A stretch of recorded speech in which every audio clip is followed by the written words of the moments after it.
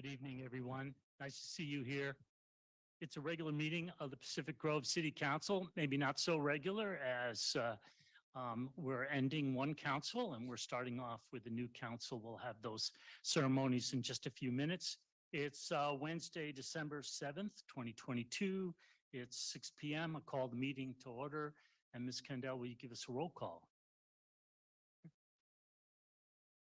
Mayor Peak, Here. Mayor Pro Tem Emilio, Here. Members Coletti, Here.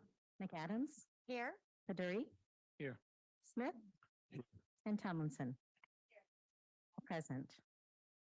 And the first order of business is remote teleconferencing AB 361. Ms. Kendall.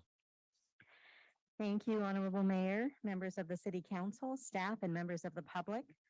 Assembly Bill 361 requires the city within 30 days of holding a virtual meeting for the first time and every 30 days thereafter to make a findings ratifying the state of the emergency.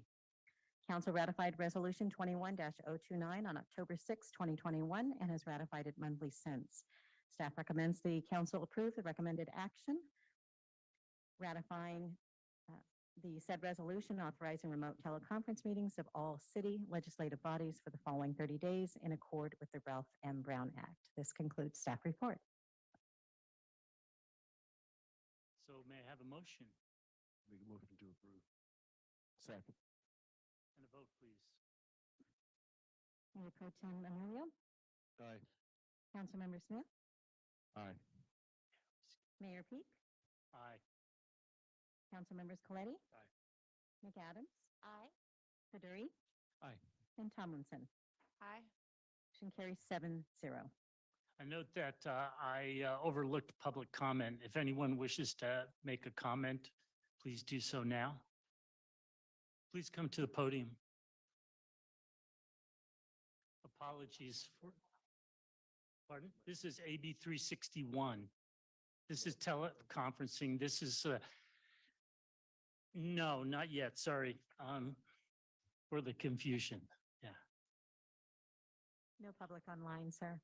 All right, moving on, we'll go to the Pledge of Allegiance. Mayor Pro Tem Emilio.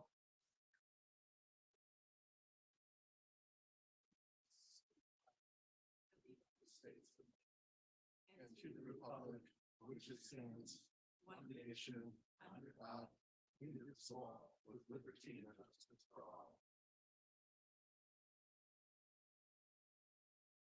May I have a motion to approve the agenda Second. and a vote, please? Councilmember Smith, Aye. Mayor Pro Tem Emilio, Aye. Councilmembers Tomlinson, Aye. Paduri, Aye. McAdams, Aye. Coletti, Aye. and Mayor Peak. Aye. Motion carries 7-0 to approve the agenda. The next item is 2A, declaring results of the November 8th, 2022 general election. Ms. Lindstrom. Good evening, Honorable Mayor, council members, staff, and members of the public. My staff report includes a resolution to declare the results of the November 8, 2022 municipal election. City Charter Article 9 requires results of the municipal elections to be declared by action of the council at its first public meeting after certification of the election results. California Elections Code 10263 requires council to declare elected the persons for whom the highest number of votes were cast for each office. Adoption of the resolution will accomplish this declaration. The statement of votes cast certifies the re-election of Bill Peak as mayor, the election of Debbie Beck and Lori McDonald, and the re-election of Joe Emilio as council members to our city council. Additionally, Measure MNN passed by a majority vote by the people of the city of Pacific Grove. Staff's recommendation is to approve the resolution declaring the results of the November 8, 2022 municipal election. This concludes staff's report.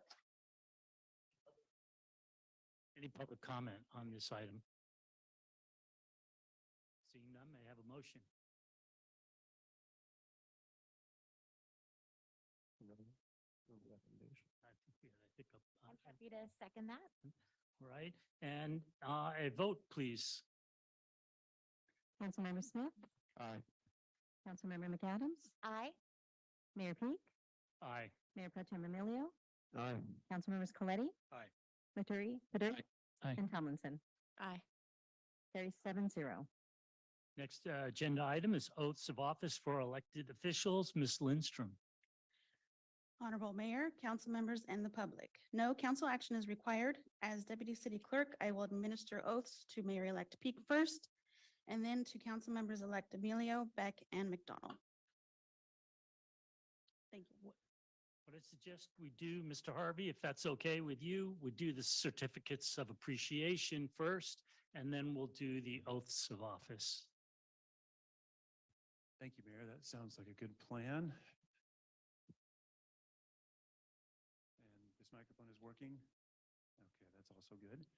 May I please ask Councilmember McAdams to join me?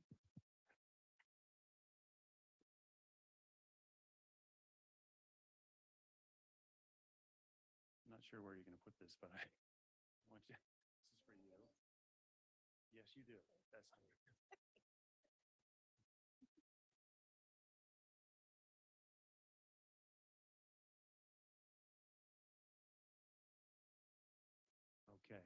I don't do this very often. We don't change leaders very often, but this is that occasion. So it's a bittersweet time. It's one of celebration, but it's one of departure. And so I'd like to say a few words about Councilmember McAdams, and I'd like to give you the opportunity if you'd like to say a few words too. And then when we're finished, I'll call up Councilmember Tomlinson. Okay. So Councilmember McAdams was elected to the City Council in 2018.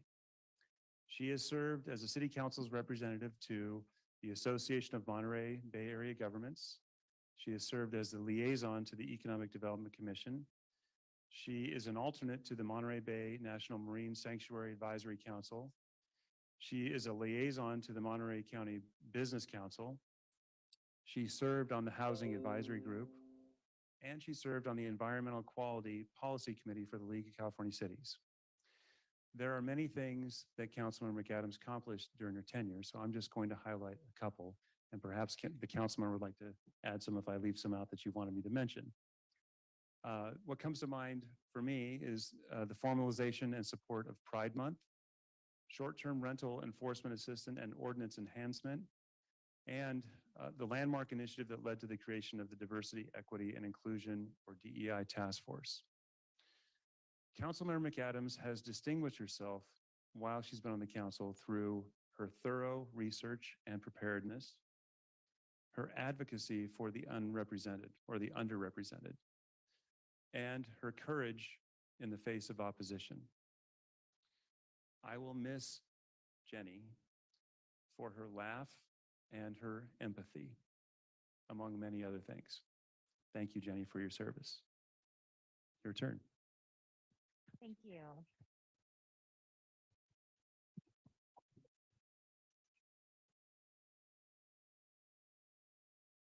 It has been an honor to serve you, my neighbors, during my term on the Pacific Grove City Council. I worked tirelessly during these last 4 years advocating for families, renters, diversity, and representing a voice at the city that is not always considered when making decisions. This was my purpose when I ran for office. As I reflect on my term and the good work that has been accomplished, I am humbled by the support I have received. Some of the accomplishments I'm most proud of, actually, Ben, you highlighted several of them, but leading on the successful allocation of CARES Act funding towards renters assistance and the city's Parks and Recreation Department. We ensured pandemic business recovery, which included outdoor dining, waived fees, and a Pacific Grove small business grant program, established a recreation program scholarship for income qualified families, and authored amendments that made permanent our city safe parking program.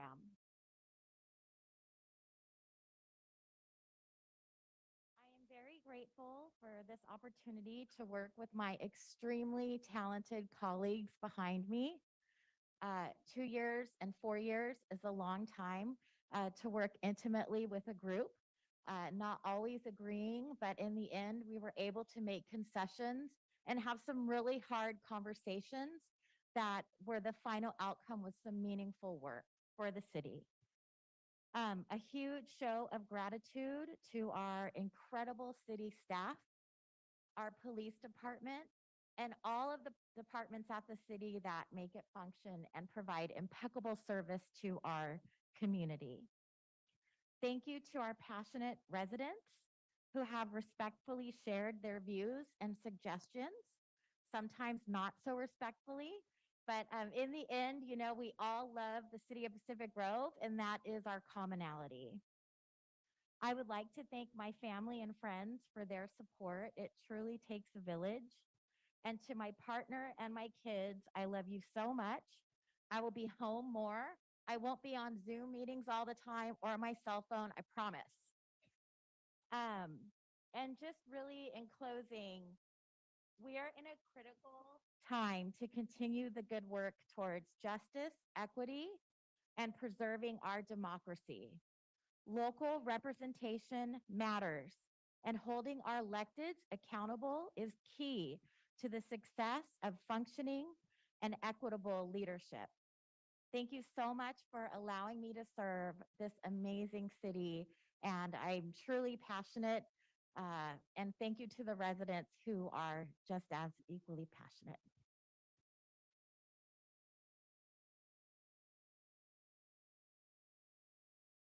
Oh, yeah, sure.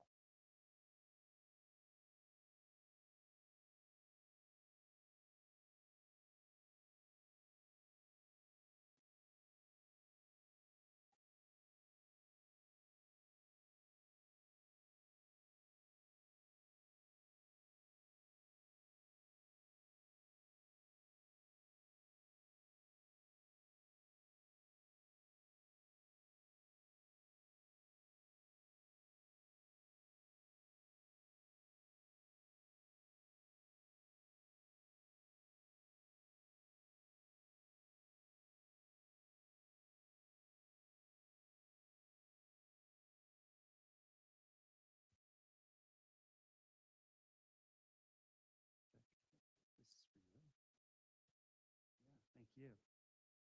Yeah, thank you. Yes. Okay. Thank you, Jenny. She's already, there she is. Okay. Now we're going to be talking about Councilmember Amy Tomlinson. So let me say a few words. Amy Tomlinson was elected to the City Council in 2018. She has served as a council representative to the California Joint Powers Insurance Authority, the Central Coast Community Energy on the, or 3CE on the Primary Policy Board, and as a liaison to our Recreation Board. Again, I'm just going to give a small list of highlights of some of the contributions that Councilmember Tomlinson has made, and she may wish to state some others. But some that she has accomplished while on the City Council are establishing policy and direction for city entitlement water and the local water project, improving city recreation offerings and initiatives, including the proposed skate park effort, fiscal leadership, including ARPA funding and the budget process. Councilmember Tomlinson has distinguished herself while she's on the City Council through her collaboration with her colleagues, her consideration of different perspectives, and her willingness at a moment's notice to roll up her sleeves to perform detailed analysis. I will miss Amy for her smile and her grace, among many other things. So thank you.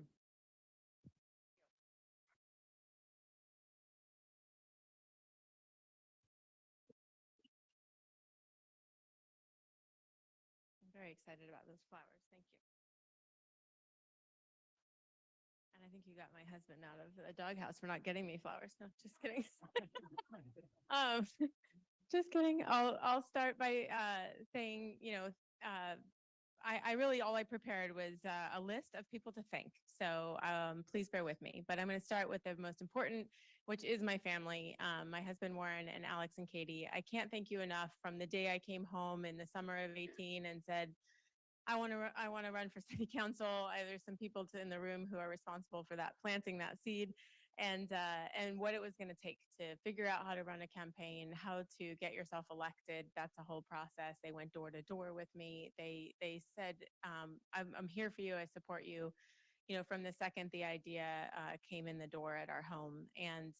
And then once I got elected, you know, sitting on the Zoom meetings, being in away in the evenings, the kids, they just learned to kind of stay out of the way and be able to allow me to serve the community. And so I thank you, all three of you, for your support and effort. And, you know, this service that I was able to give was 100% because of your endless support. So thank you to my family. I want to thank former council members who aren't here, to Mayor or City Council Member Garfield and Robert Hewitt, because I look back on when I first started and coming from not having served in city government and served on a board or a commission to begin with, I was drinking from a fire hose joining council from the very beginning. And having them on council and all of you too who were here just really welcomed me and opened arms and onboarding me and helping me figure out my way. So the teaching, the welcoming, I really appreciate that. To the current council members, I really enjoyed our time. And Jenny's not up there anymore, but it's you know, we come together, we don't always agree. And I learned a phrase at my new job at Amazon called disagree or have backbone and then disagree and commit. So I think all of us have backbone. You know, we come with our strong convictions and the things that we've researched, and then we do disagree in a healthy way. But what I love is that once the vote happens, we commit. And we commit to giving that direction to the city and to our wonderful staff who actually puts that work together and makes it happen. So I've had fun disagreeing and committing. I've had fun agreeing and committing as well, because that happens too. We've dove deep. We've made trade-offs. I think that until you sit up here, it's hard to understand what it's like to not always have every choice that you want. Oftentimes you're only given a few choices that aren't the best for various reasons. And you still have to make a decision. So thank you for doing that together, your professionalism and your high integrity in doing that with me on this journey. I want to thank the boards and the commissions. You know, as Ben said, serving with 3CE and the Joint Powers Authority and the Rec Board has been a ton of fun. Additional commitments, definitely, but lots of learning and lots of great times there. And then to the staff that sits here for hourlessly and prepares their presentations. I look at your faces and I think about the hard work that you do, your professionalism under Ben's leadership. You're a happy group, you're a fun group, and I've never been told no. I've always been told, yes, we'll look into that. Yes, we can figure that out. So the can-do attitude and the teamwork that I see at the city and the police force really serves our community well. So I appreciate the staff very much. To the future council members, where's Lori? Congratulations. And I know you're going to be sworn in soon. And I'm very proud of you and everyone who ran a campaign. I'm very proud of you who got elected, to Joe, to be continuing to willing to serve. You're stepping up, and I know you're going to do a lot of hard work, and I can say thank you already, and I appreciate you. Come prepared, do the hard work, keep on, keep a smile on, keep it like low level. Don't take everything too seriously. And it will be fun, and you'll be able to, in 4 years, kind of feel what I'm feeling right now, which is proud of what you've done.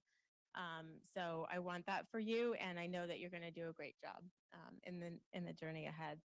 And then last but not least, and I did leave this last intentionally, which is to the public. So all of you who are here and to people who are listening, I want to say thanks last to the public, because I'm becoming, a member of the public again, and not going to be on council, but I will stay involved. PG is our home. We've lived here for 10 years, and we're not going anywhere. I will continue to model myself as a member of the public the same way that you all have done while I've been on council, writing emails, coming, speaking, giving your input and being involved. It's been impressive. And it's a big help to those of us on council to have people who take the time to do the research and send those emails and send those comments. So keep doing it. I appreciate it. I'm going to start doing it and stay involved. So that is all. Thank you.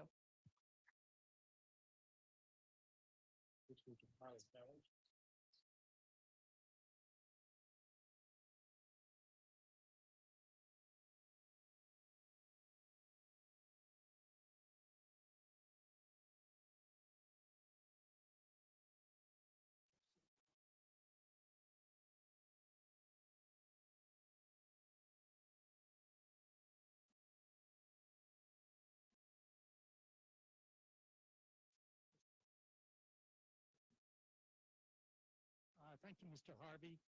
We're going to do council comments and then I'll open the floor up for public comments. But for doing that, we've got some plaques here from State Senator John Laird, one for both. Could you hold those plaques up or pass them out in appreciation of all your efforts? Being on council takes a lot of time, a sacrifice of personal time, family time, and a lot of effort. And I just thank both council members, soon to be former council members, from the bottom of my heart for their efforts here on behalf of the community. It's not always easy, but I think the overall overwhelming majority of the community appreciates the work that council does, city government, and your big role in it. So it's still not hit me yet that you're not going to be right here. It's going to take a while to sink in. But thank you so much, and look forward to seeing you around town or talking to you at times. And I know you'll have some input and will always be appreciated. Thank you. Any other council members? Councilmember Smith. Thank you, Your Honor. Yeah, well, I can't believe the time is here, and I'm going to miss you both a lot. You kind of like become a small family, of people, and we don't always agree, as Amy said, but we have to do our best. I want to talk about Jenny first. I have a few notes here. I feel that Jenny always fought for what she believed in, and that came through in her positions and also in her items that she brought forward and courageously tried to get passed by the city council. I think she always did her own research, and she spent her time, a lot of time doing her research on those things. I think Jenny worked really hard regionally and sought to work with neighboring communities and put a lot of heart into that. And I think above all else that Jenny really loves this city, and she thought she was doing her best for the city at all times. And so I have to commend her for that, and I have to wish you, Jenny, the best in your future endeavors. Thank you very much, and it was a pleasure serving with you. And for Amy, Amy has a lot of knowledge areas. She's done a lot of things, and what I realized about Amy is she was always willing to hear everyone's position and really think it through and make a decision based on all the facts. She really had an acumen for analysis and an ability to crunch numbers and create charts. And some of the charts she brought to a closed set or any session, I was like, wow, how did she do that? But I think most of all, she's a great person and has great character. And I had the privilege of meeting her family, and they're a great group of people. And she's very committed to this community.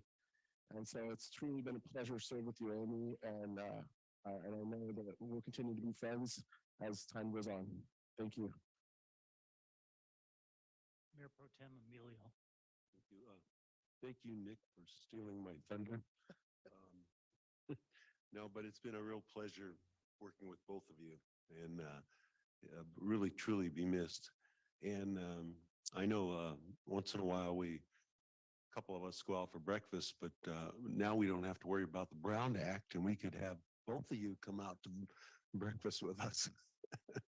But it's been a real pleasure and we're working with both of you and really appreciate the job you've done. And sometimes it appears to be a real job and it is a job, but it's just great to see people so committed to the city of Pacific Grove and the staff. And I want to thank you from the bottom of my heart. Councilmember Peduri? Thank you, Mayor. And thank you, both of you. I can't believe 2 years has passed, to be honest. It's really flown by. But I would like to echo some of the comments here too. It's a tough job, really balancing family as well as work, children, as well as everything else that goes on. So it's dedicated time that you have to dedicate to the city. And I really appreciate that both of you have managed to do a stellar job right there. And really, when I just look at like both of you, when I look at Councilmember McAdams, for instance, I view her as like a fearless advocate. That's for the first thing that comes to mind is like she's a fearless leader. She really takes on all the tough jobs that are there and brings forth to the council her views that are there. Similarly, I would say when I look at Councilmember Tomlinson, it's like she brings a balance to the council. She's really welcoming from her view. In fact, for that matter, when I was running, she was wholeheartedly providing me all kinds of material just for the sake of running. So it's one of those things which really bring council to like a group together, even though we disagree or agree on matters. And really, both of you have been role models for me. So I thank you for all the time and the effort from you and all your families that have gone into this. And I wish you both the best of luck in the future. Let's have a group photo. This will be the last photo of this council. All right.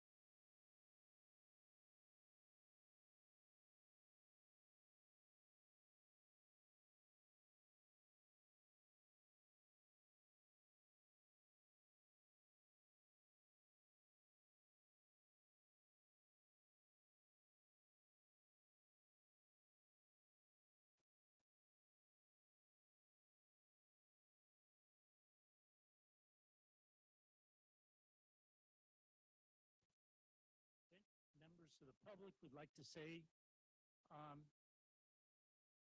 some words here in recognition. I see we've got a taker.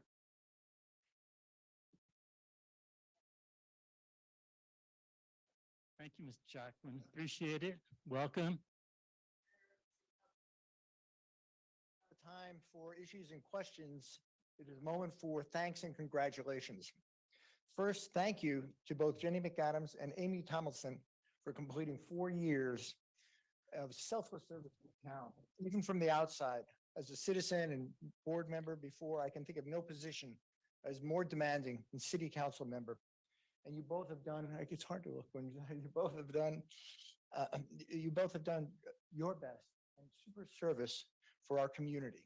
I wish you both the best going forward and continued success in all your future ventures. Thank you again for all that you have done. To the 2 newly elected members, congratulations. And we'll have to find them out there as well. I can't say how happy I am to see you, Debbie, and you, Laurie, hiding in the back, sitting up there now on city council.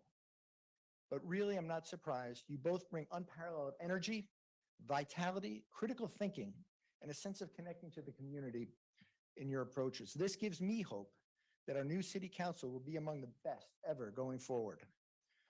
To our town's re-elected city council member, Joe, well, I always knew you would be re-elected and congratulate you too. Our community really wants you to represent us. That's clear as a bell. My hope going forward is that you will be able to apply the same tireless, focused energy that you demonstrated throughout your tireless campaign to researching and preparing questions that you'll face in the city council's thorniest issues going forward. Week after week, month after month, for the next 4 years, you've signed up for it. I know you can do it. Finally, I know our city council, both old and new, all members will work together in a smart, brave, and selfless manner to overcome the challenges and to have the best possible outcomes. I have hope that our city council has a chance to act and lead out front and possibly to be the best it ever has been. Good luck to you all, and thank you all for serving our city of Pacific Grove. Thank you. Do we have anybody on Zoom that wishes to make? We a comment? do, sir. Andrew Gonzalez? Yes. I wanted to tell the old city council to be careful with the new city council to be careful, because the old city council is about to get sued for everything they got for running a right-wing hate group, including Tomlinson too. So just be careful. Thank you and have a good night.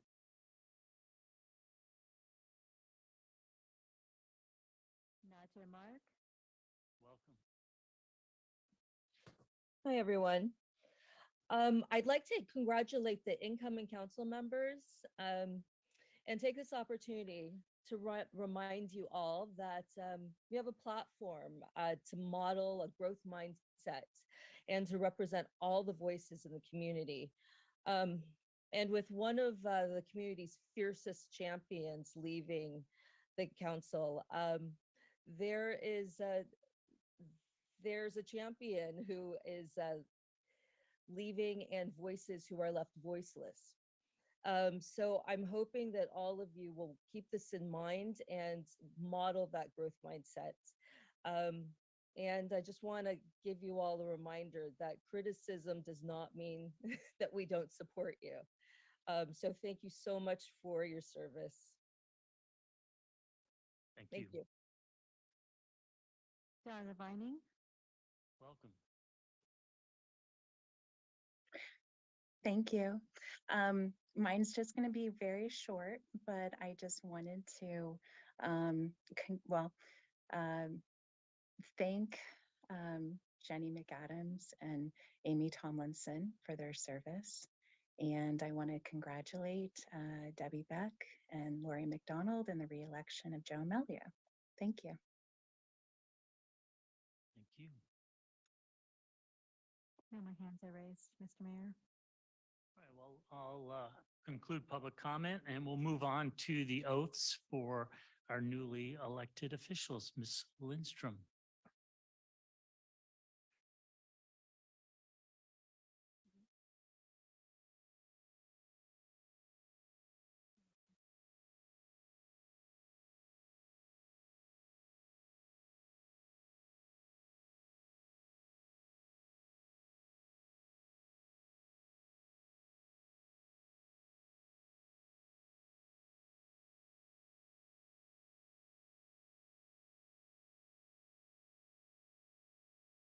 All right, so you raise your right hand and repeat after me.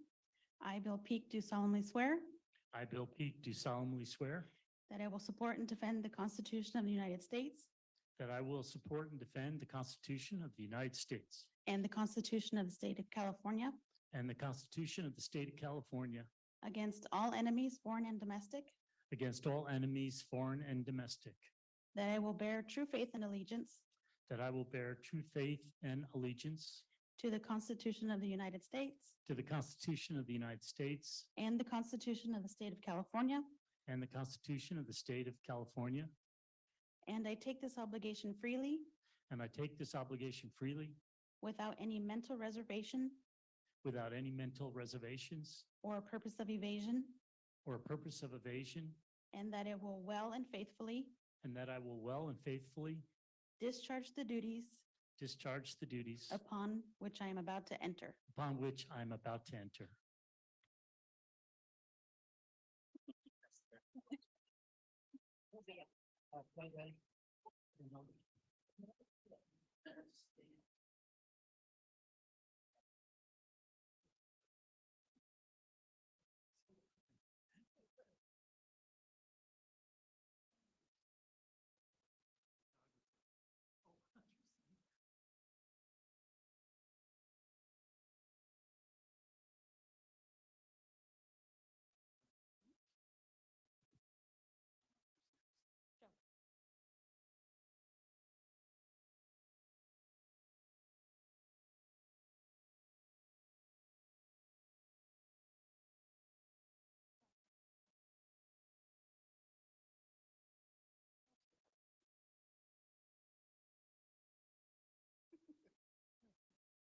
Raise your right hand.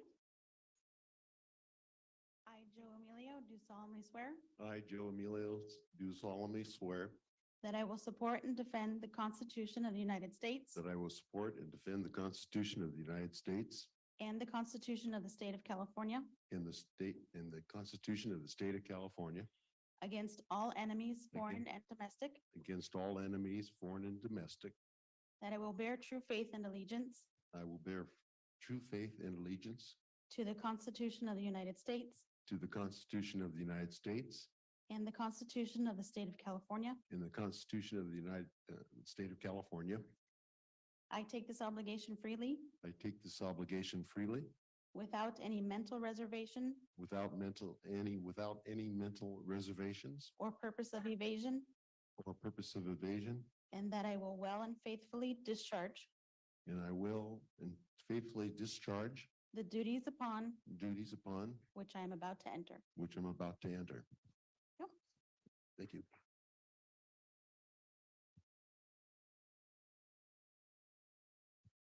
Fine.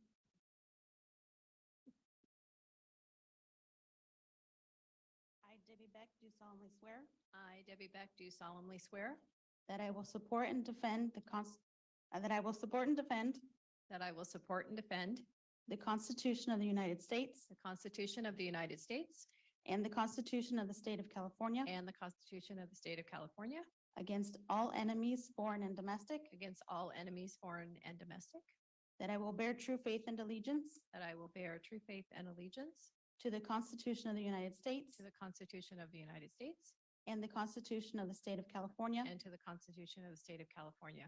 I take this obligation freely I take this obligation freely without any mental reservation without any mental reservations or purpose of evasion, or purpose of evasion, and that I will well and faithfully and that I will well and faithfully discharge the duties discharge the duties upon which I am about to enter. upon which I am about to enter. Thank you.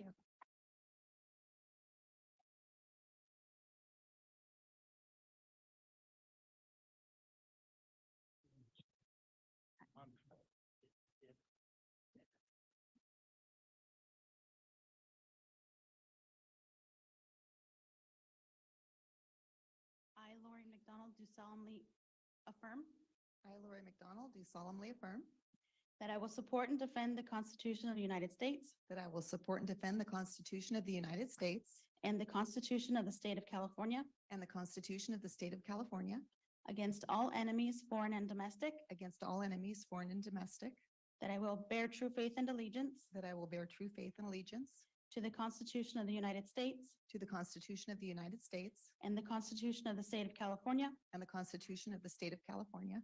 I take this obligation freely I take this obligation freely without any mental reservation without any mental reservation or purpose of evasion, or purpose of evasion, and that I will well and faithfully and that I will well and faithfully discharge the duties discharge the duties upon which I am about to enter. upon which I'm about to enter. Thank you.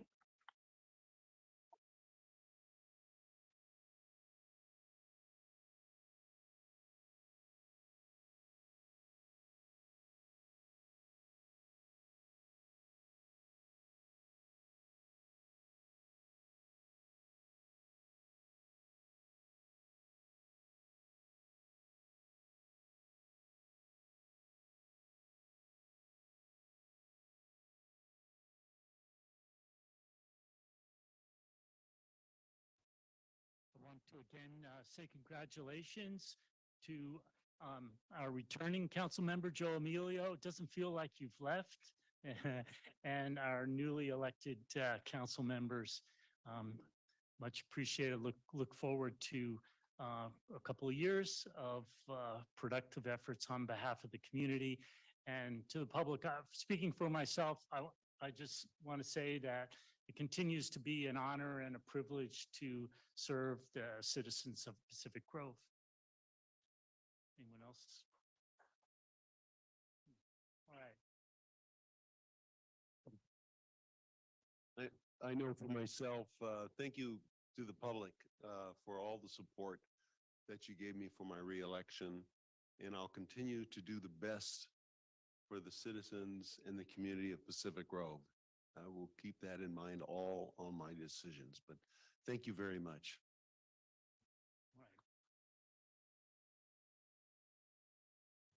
Councilmember Beck.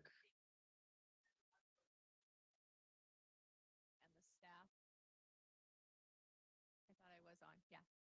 Thank the residents of Pacific Grove. I look forward to serving each and every one of you and having your voice up here and looking forward to working with this amazing council and staff. Thank you. You want to say? Councilmember McDonald. I also want to thank everyone for supporting me through my campaign, all the people who helped me to get here. And I just really enjoyed meeting everybody when I was going door to door at the farmers market and really getting to know our neighbors because we are a wonderful city and a wonderful group of citizens. I'm so honored to represent you. And I always look forward to hearing what our residents have to say because I feel my role is to represent you. And so your voices are important and I want to be a voice for you and also advocate for the needs of all of our citizens. Thank you so much.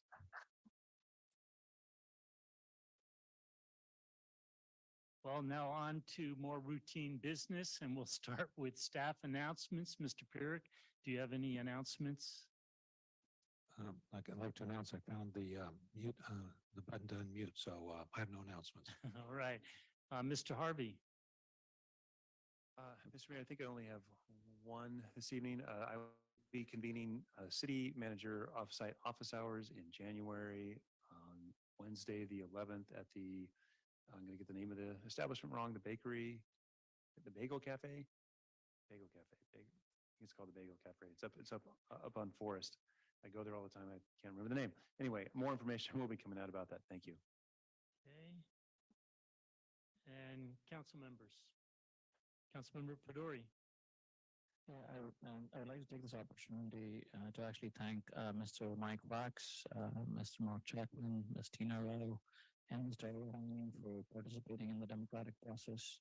And as you know, even though you've lost out, that doesn't mean you've lost. You can still volunteer to be part of the community. And I wanted to mention that you can participate in the election process in 2 years. And while that's going on, the city does have a posting out there for appointments to boards and commissions. Applications are due December 21st. I encourage you to participate. Thank you. I'll just repeat that date, December 21st. Thank you very much for mentioning it. And that's for applications with the city clerk. It's online to become an appointed official serving on a city commission board or committee. Any other announcements? All right. Moving on to now general public comment. If you have a general public comment, please come forward. Welcome. I promised my kids cookies. Are we not having cookies? All right, well, let's see. Do we have some? I thought we were going There, to take all right. a break for cookies. We're gonna take let's take a short break. 5-minute Thank you. break, okay?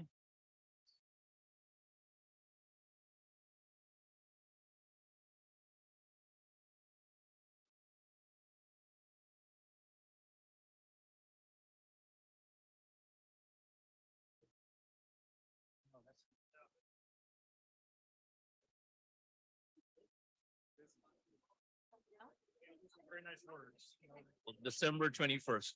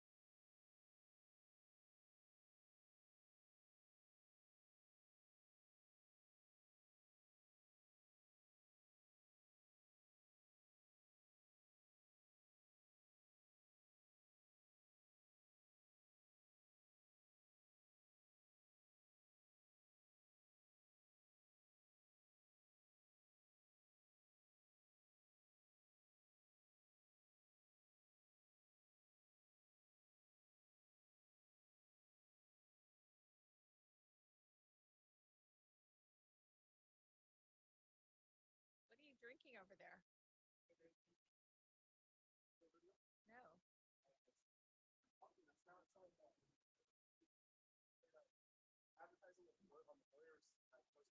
Oh, okay. I'm drinking my water.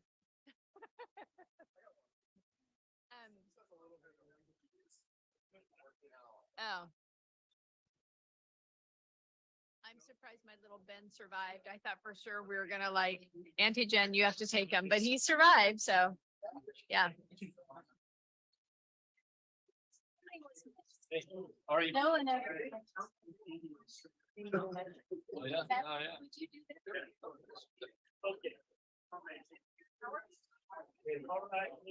finally, thanks. Yeah, absolutely. Take your seats. We're going to start again. Yes, you may. My brother drove in from, he's a retired chief. All so, right. He was just here, he just left. He drove in from Houston for this. All right. Yeah. hmm. Perfect. Yep. Yep. Agenda is the consent agenda, and I'm pulling item 9B. That's the council calendar, and we'll hear that as 12A. That be immediately following the Mr. Mayor. Your Honor, did we go out for public comment General on public Zoom? comment? Yeah, we did general public comment, I thought. No, okay, all right. Councilmember Tomlinson. That's kinda right. We've hijacked already it. done it 3 times. The cookie monster attacked. All right, thank you for that. All right, general public comment, please, welcome.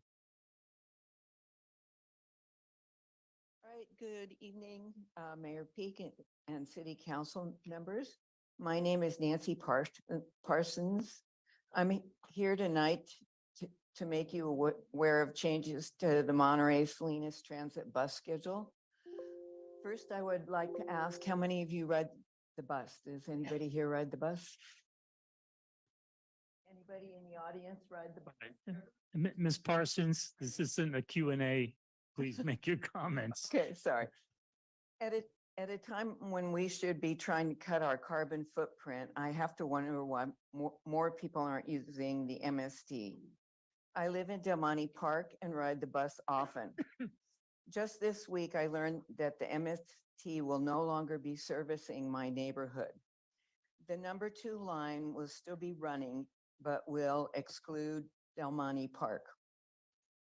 I understand that the MST has to make cuts. They took a big hit during the pandemic. Nobody was riding the bus.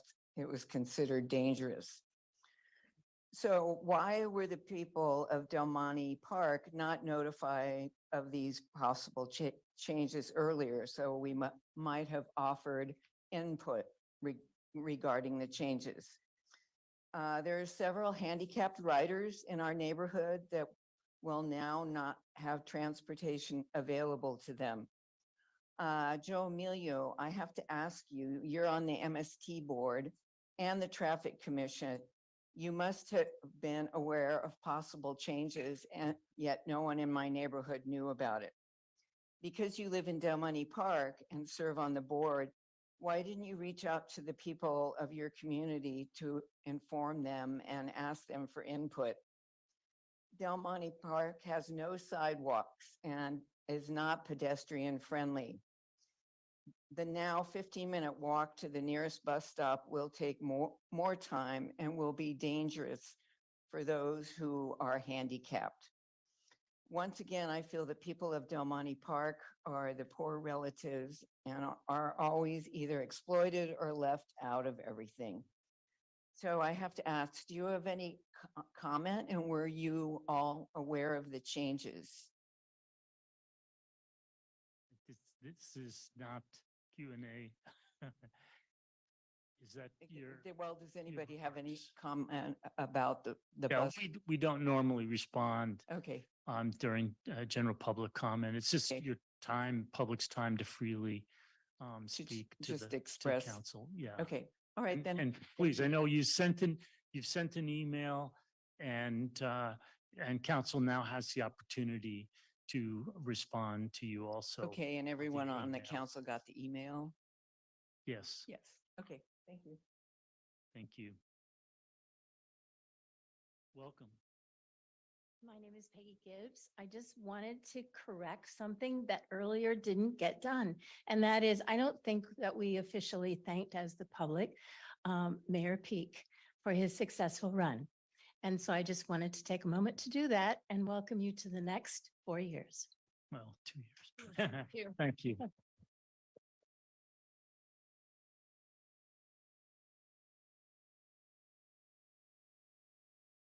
Welcome. Thank you, Mayor. Well, it's a really exciting night, isn't it? We had a long campaigns, met a lot of you, made some new friends, had a lot of conversations.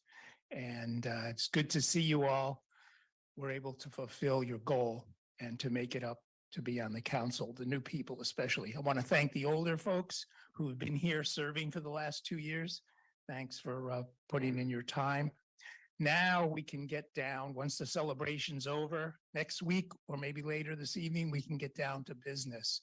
And when I speak of business, I'm always proud to see on the council business-minded people, people who've run successful businesses, who understand budgeting, who understand profit and loss, who understand many aspects of financial security for the city and the city's resident taxpayers.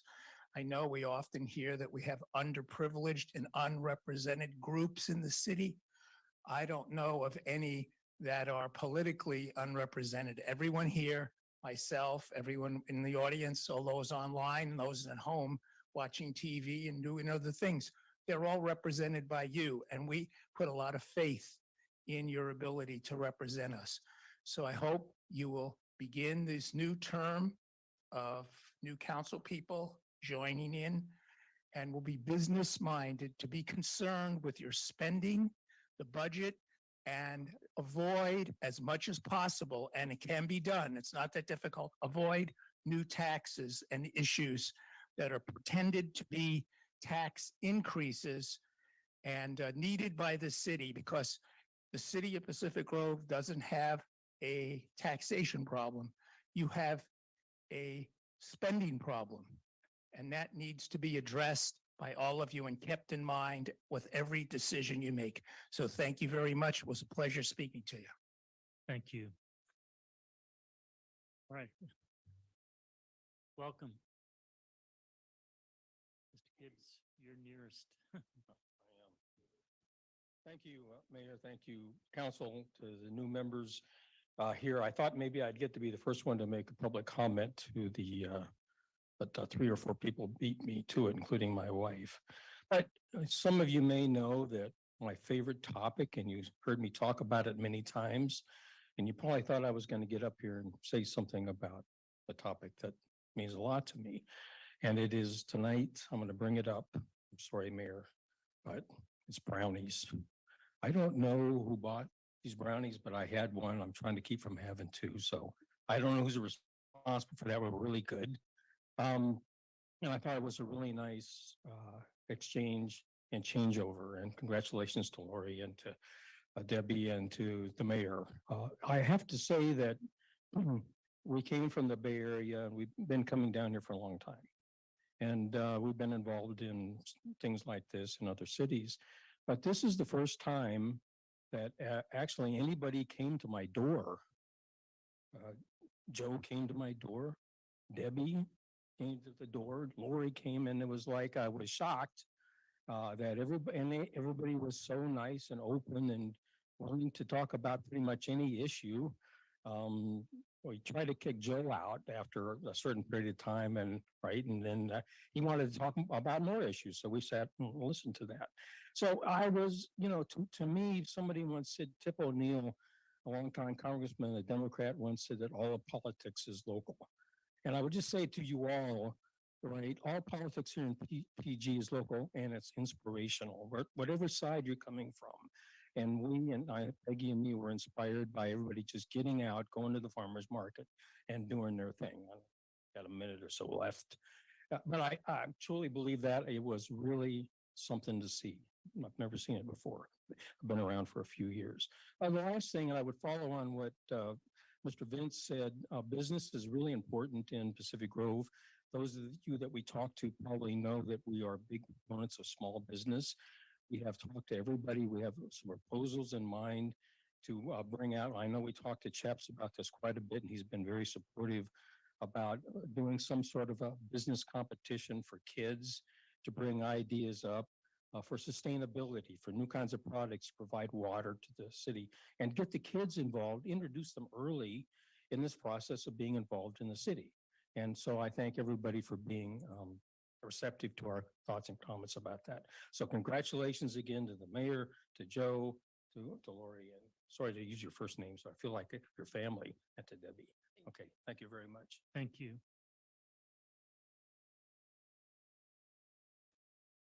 Welcome. Hi, Kim Aikman. And first, I want to welcome our new members here, Lori and Debbie. And then congratulations to Joe and Mayor Peak, of course. I'd like to give you guys a seal update. That's what I've come here to do.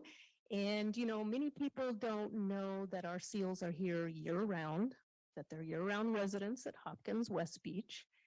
And right now, just in the last week, we have counted 48 of our pregnant females. So all of the many big females you see down there right now are pregnant at this time of year.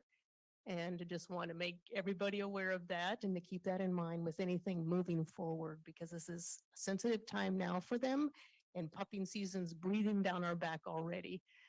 So if you get a chance, please come down and see the group. We had 128 on the beach last Friday, 111 over the weekend. So it is quite a sight to see, and we're going to be doing a lot of educating this year. So just coming to give you a seal update and say, come down and see them. Thank you. Thank you.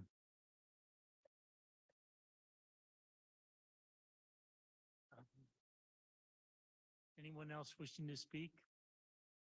All right, how about our virtual audience? No virtual audience. All right, well, I'll close public comment and now move on to the consent agenda. I'm going to pull item 9B, that's the council calendar, and we'll hear that as item 12A, unfinished and ongoing business. Any other items council members would like to pull from the consent agenda? All right, anyone from the public wishing to pull a consent agenda item? All right, seeing none, may I have a motion? Consent agenda as amended. Mr. Mayor, I do have one hand raised. Okay. I thought I did. I'm sorry. It's not raised. Mr. Kubica? Did you wish to pull an item? Yes, I'd like to pull item 9C.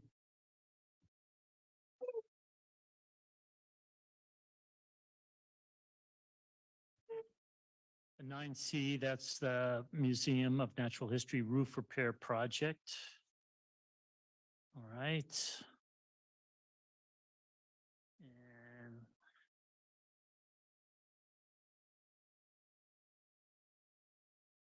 let's hear that under new business, that would be 13G as in George.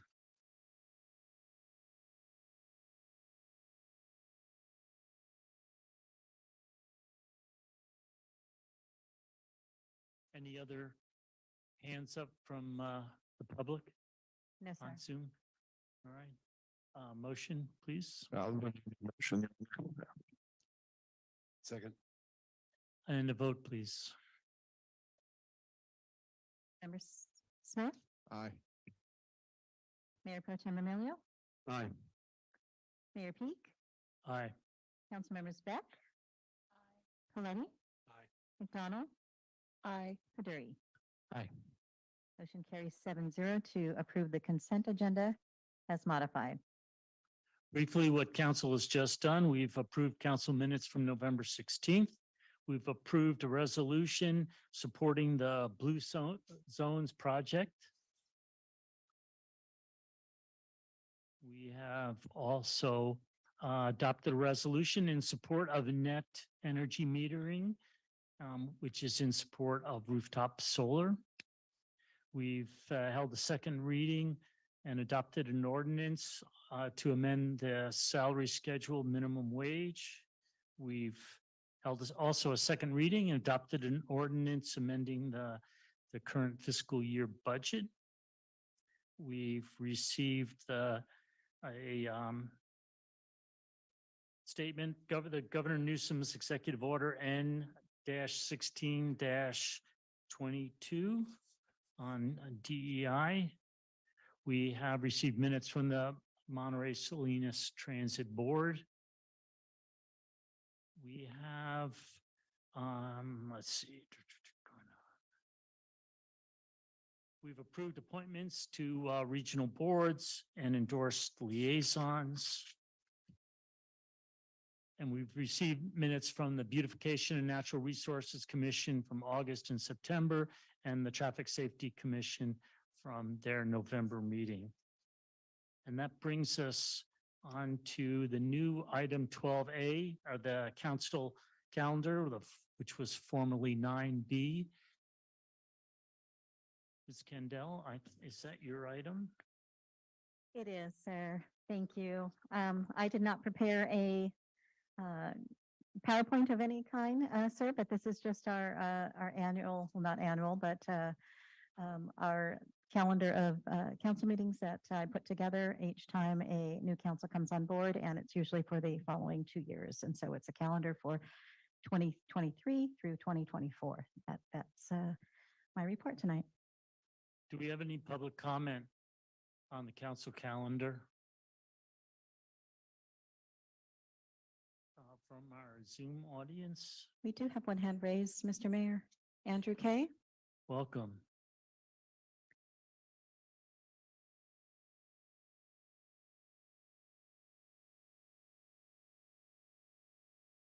Mr. Kubica, welcome to speak.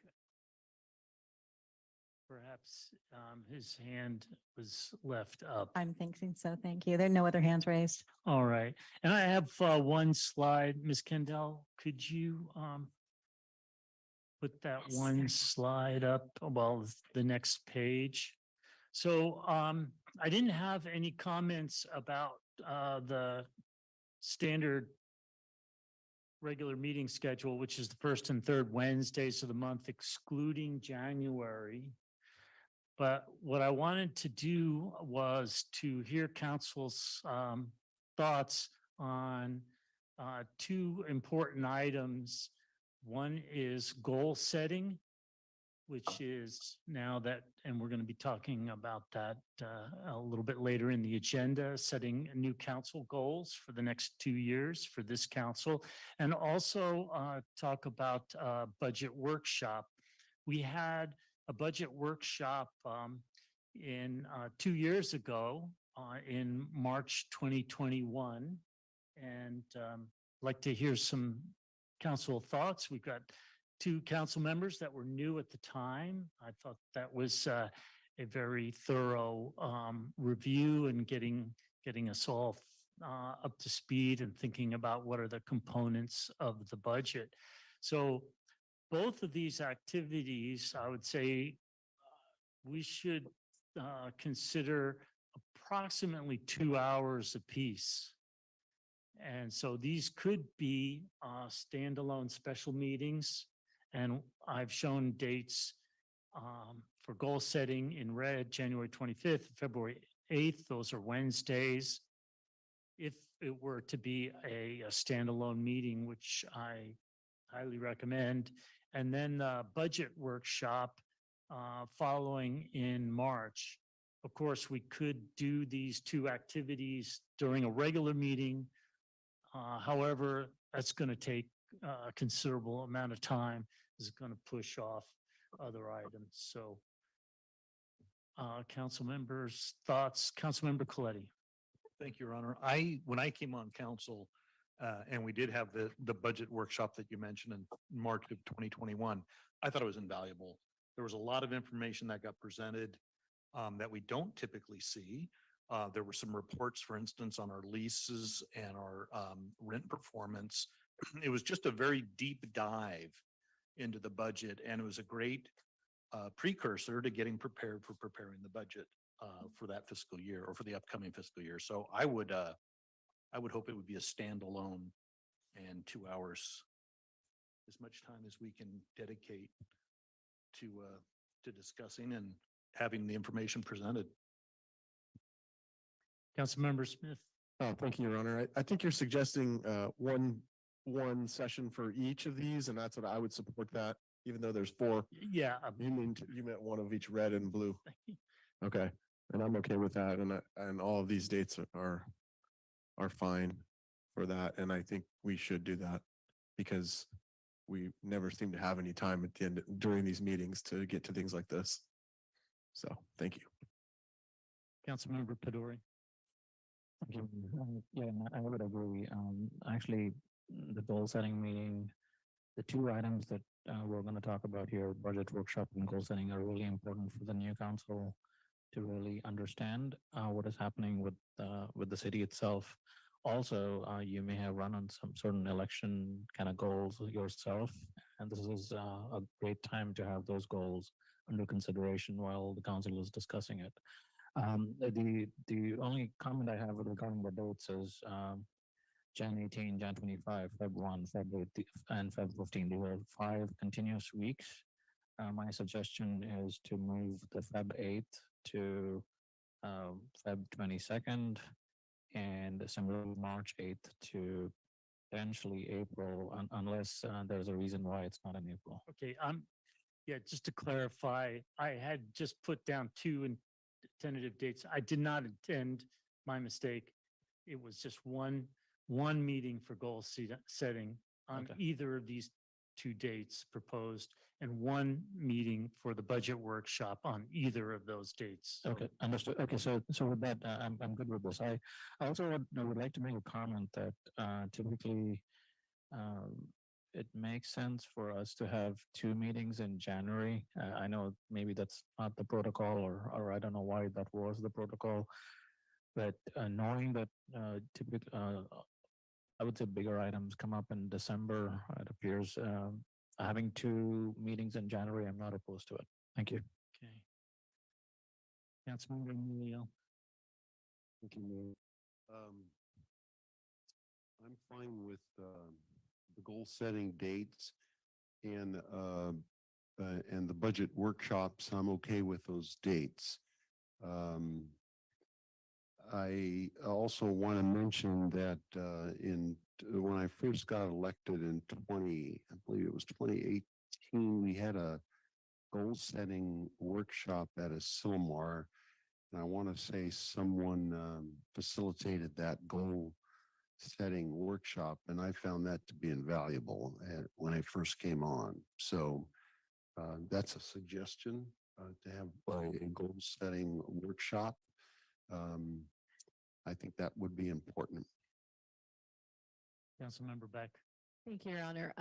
I would be favorable for goal setting on January 25th, and then budget workshop March 8th. I think the sooner the better. And that's why I'm favorable to the January 25th date. Thank you. Councilmember McDonald. Yeah, I think that's a great idea. As a new member, I think anything that helps us understand the system better would be welcome and appreciated. And as far as I know, those dates would work. I know there's a new city council members conference that they've recommended for us. And I would just need to check and make sure those dates don't interfere. Okay. Mr. Harvey. All right. Mr. Harvey, I'm hearing a pretty resounding support of having 1 goal setting meeting and 1 budget workshop.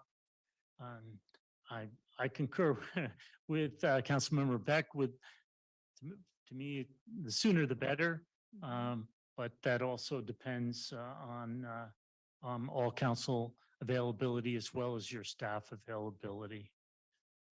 Mr. Mayor, would you just like us to poll individually council members to line things up, or how would you like us to lock it in? Any objections to the goal setting on January 25th?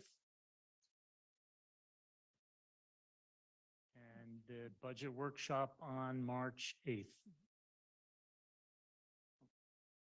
Councilmember Green. Can I confirm that wasn't the dates of the conference? Yes, through the mayor. The academy is January 18th through the 20th. And the SoCal one? Because I actually can't attend that one.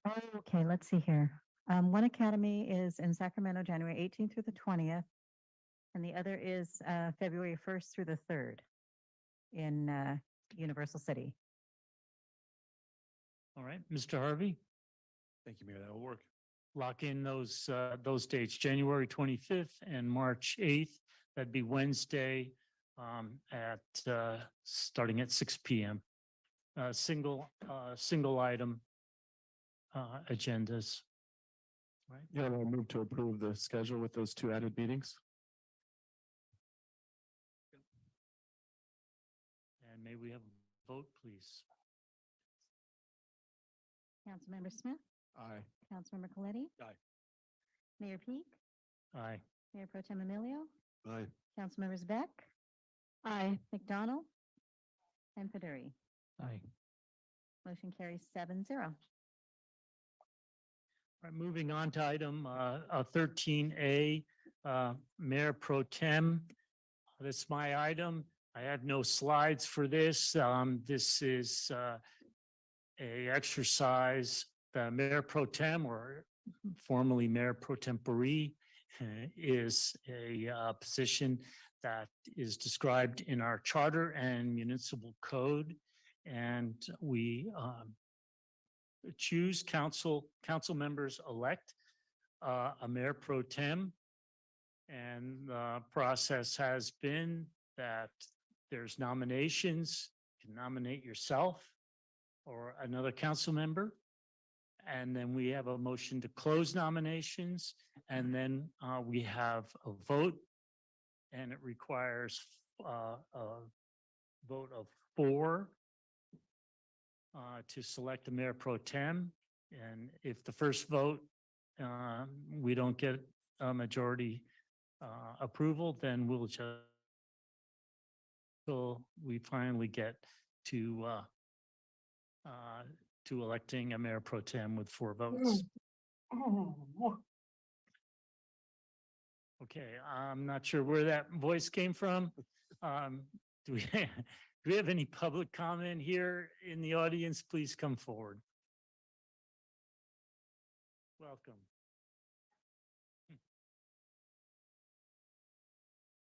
I had sent an email to all of you, including the new members, last week, and that was before I realized this was going to be on the agenda. But I would like to share briefly a portion of what I had sent. And it does pertain to this agenda item and the next one. According to the definitions of Merriam-Webster and Oxford language, pro tempore is for the time being, temporary, for the moment, for now, for the present, briefly, fleeting, or for the nonce, which means once or special occasions. It does not mean a standing title. It's to fill up an empty position. The Pacific Grove Municipal Code 0204010 Rules of Order says Robert's Rules of Order shall be the authority governing the council on all controversial points, not especially provided by the law or by this code. Article 11 of our charter says the mayor shall preside over all council meetings and shall be entitled to 1 vote. The council shall choose one of its members to serve as mayor pro tem during the absence of the mayor. Reading from Robert's Rules, where it says president, that would be our presiding officer, the mayor, and secretary would be the city clerk. If the president vacates the chair during a meeting and no vice president is available, he can, subject to the approval of the assembly, appoint a temporary chairman who would then be chairman pro tempore or chairman pro tem. The return of the president, the arrival of the vice president, or the first adjournment puts an end to that appointment. The regular presiding officer, knowing that he will be absent from a future meeting, cannot in advance authorize another member to preside in his place. If neither the president nor the vice president is present, the secretary, or in the secretary's absence, some other member, should call the meeting to order, and the assembly should immediately elect a chairman pro tem to preside during the session. Such office is terminated by the entrance of the president or vice president or by the election of another chairman pro tem. So because our mayor is here and is running the meeting today, following Robert's rules, selecting a pro tem is not called for. So I hope that you'll just pull this item and continue as recommended by Robert's rules. Now, I will not repeat myself. I'll spare you that for the next agenda, but I'm hoping that you will consider this as well. Thank you. Thank you. Do we have anyone on Zoom? Nobody online, sir. All right, we'll now bring it back to council. Councilmember I'm Amelia. sorry, Mayor, we just had a hand raised. Inga Lawrence and Diamond. Welcome. Hello? There was some sort of echo. I just wanted to say that I actually agree with Sally Moore. And I know that the mayor pro tem it would be easier if you just did it tonight and got it over with. However, it's an honorific. It is not. And I have seen in previous years it made into this big deal. And do you know what? It's an honorific, and it really, in my mind, doesn't have a place except to preside for a meeting. That's my own opinion. So thank you very much. Thank you.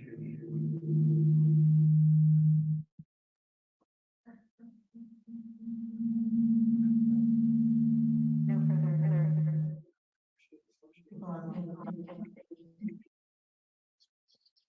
Is it?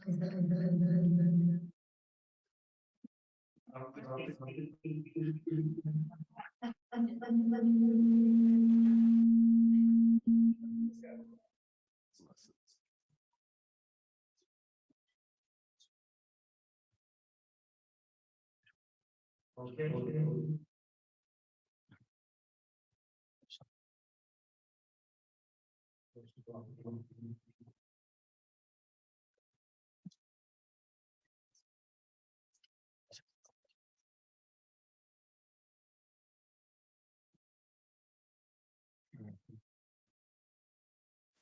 Yes.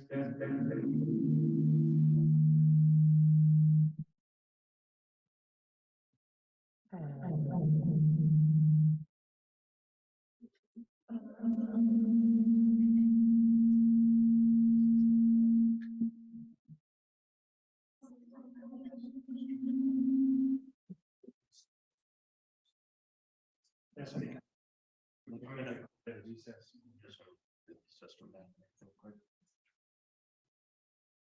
Mohammed said he's-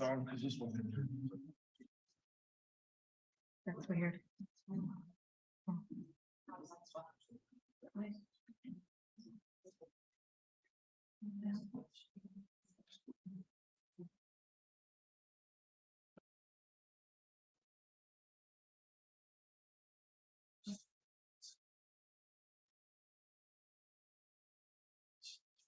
Five-minute break. Hey, Mohammed, we just started to get some crazy echo out of nowhere. I want to see if this fixes it.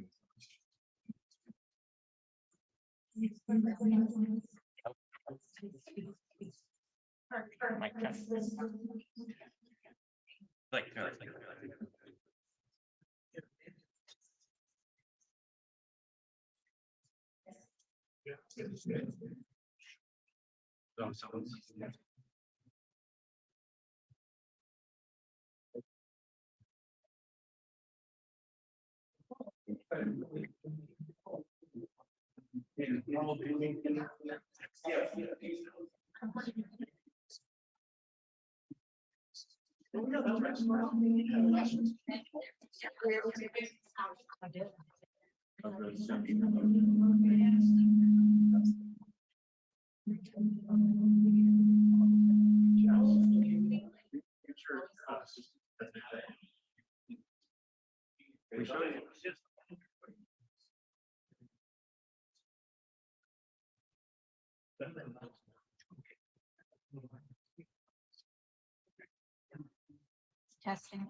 testing.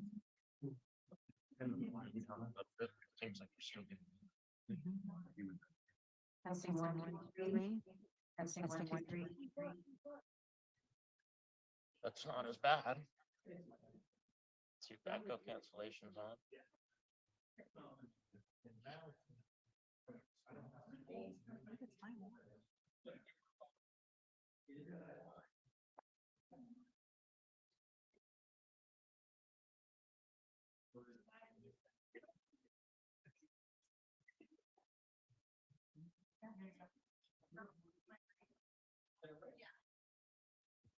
And Mohammed, just a quick audio test, is that any better? No, it's still not as clear. Sorry, there's a lot going on in here. I can't hear you. I'm gonna give you a call real quick. I think that did, yeah.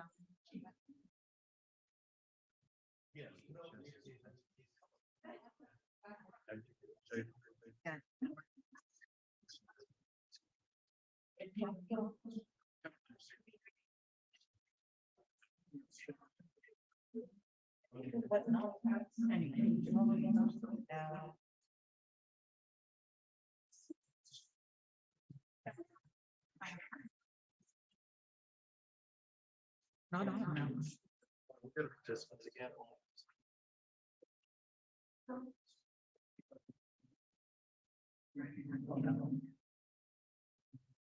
That's my mic on.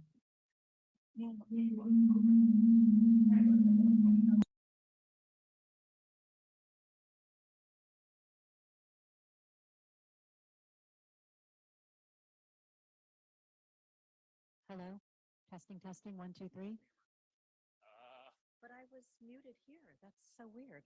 But that's the other thing is too, like when these mics were muted, it can't do this even though they're red. Just give me some of the machines that is still is muted right now.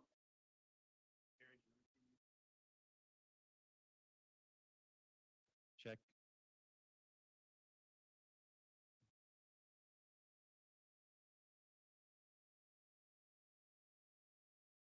Hey, Mohammed, just really quick, can you just confirm with me that I might have not taken care of everything? Yeah, it's coming through clear now. How do you hear my audio?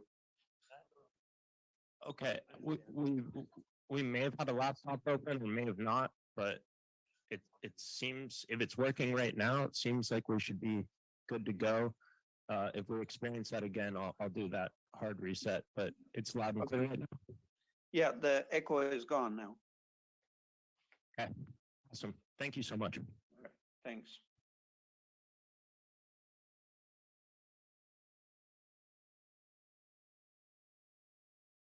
All right, we're now resuming. We're on item 13A, Mayor Pro Tempore. Let me ask again, do we have any public comment on Zoom? Technical issue. Seems to be resolved. All right, a closed public comment. We'll go to council. Councilmember Emilio.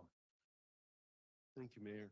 I know we discussed this, probably 2 years ago, 2.5 years ago. We kind of went round and around about the mayor pro tem, and I'm going to make a suggestion that we fall back on that, where it's on a 6-month rotation as mayor pro tem, and it seems to have worked that way, and that's my suggestion on that. I would like to kick off the nomination. Councilmember Nick Smith. He's the most senior member of council, and Councilmember Smith would be serving for 2 years as mayor pro tem. As Councilmember Emilio stated, it's been discussed at length in the past, we used up quite a bit of time. I'm not in favor of a 6-month or shorter interval. Let's just do it once and have it done. It is largely a ceremonial role. And in 2 years, we'll be selecting a new mayor pro tem. And if it goes to the most senior member of council at that time, it would be Councilmember Emilio. So any other nominations? Let's see. Are there any other nominations? Councilmember Emilio. I'll make a motion to approve Nick Smith as mayor pro tem. All right. We're going to need just going to need a vote. Okay, I think that's fine. We only have one without any other nominations. And I'll second that. May we have a vote, please? Mayor Peak, Aye. current Mayor Pro Tem Emilio, Aye. Councilmember Beck, Aye. Councilmember Coletti. Aye. Councilmember McDonald, Aye. Councilmember Baduri, Aye. Councilmember Smith, Aye. and soon to be Mayor Pro Tem Smith. Motion carries 7-0. All right. Moving on to the next item, 13B, the mayor pro tem role and appointment. Councilmember Coletti. Thank you, Your Honor. I have some slides that I'd like to use.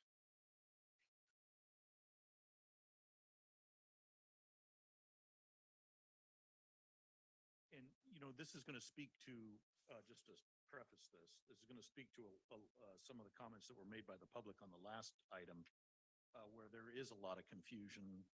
And most of the confusion centers around the fact that the implementation, or excuse me, the lack of implementation for this charter provision. So that's what we're going to be discussing. We're going to be discussing codifying Charter Article 11 as it deals with the role and appointment of the mayor pro tempore. Next slide, please. So City of Pacific Grove is a charter city. These are some of the bullet points that kind of guide us to to understand what a charter city is. It's basically allows the citizens to express how their local government will be organized as opposed to a general law city. Pacific Grove became a charter city in 1927, and the city charter, the original charter, and since then has continuously required selection of a council member to act as mayor pro tempore during the absence of the mayor. Next slide, please. So this is the provision within Charter 11. It's pretty terse, which leads to a lot of misunderstanding or some misunderstanding. It reads as follows: the council shall choose one of its mayors to serve as mayor pro tempore during the absence of the mayor. However, implementation of this charter provision kind of has become this biennial free-for-all where we're trying to figure out what does it mean. And I think we just need to lock it down by implementing specific implementation in our municipal code.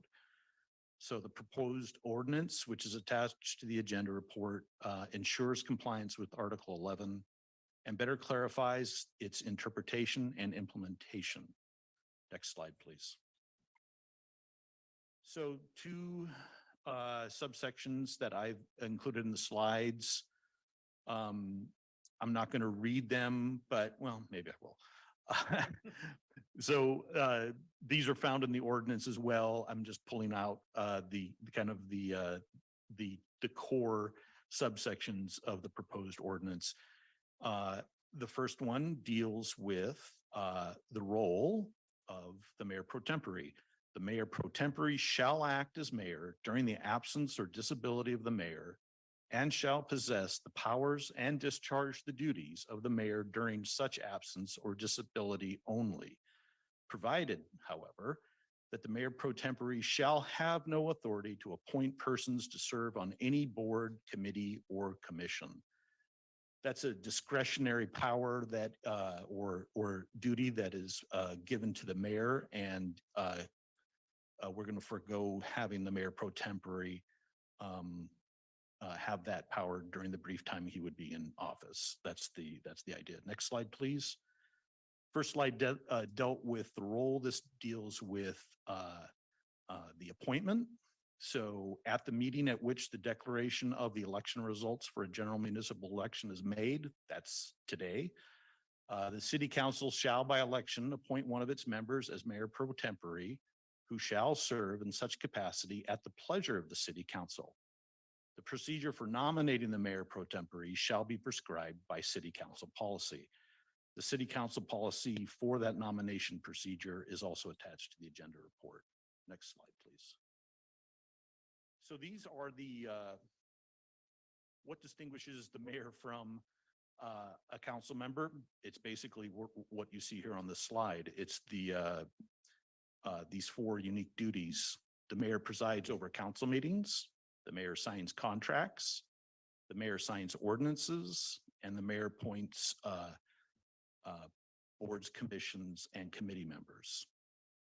So of these four listed here, the mayor pro tempore would be able to do all three, but not the last. Presiding over the meeting, he or she would be doing, and then signing contracts, citing ordinances. Both of those are ministerial acts. So, but the appointment would be not given. The mayor pro tempore would not have the authority to appoint. And the last slide, please. And that's it. So in conclusion, it's the charter, and this has happened before. In 2021, we dealt with the provision in the charter that dealt with signing legal documents and contracts by the mayor. That provision had always been in the charter, but it had never been implemented. It had never been brought forward and put in our municipal code, and it wasn't being followed. So the charter is a higher level, and we're just going to establish the implementation here tonight for the mayor pro tempore role and appointment by codifying it within the municipal code. And those are all comments I have. Do you have any public comment? How about on Zoom? We do. Kramer, Welcome.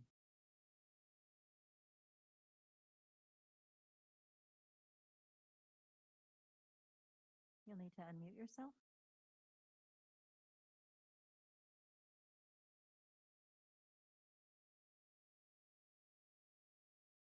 Kramer, you have the floor.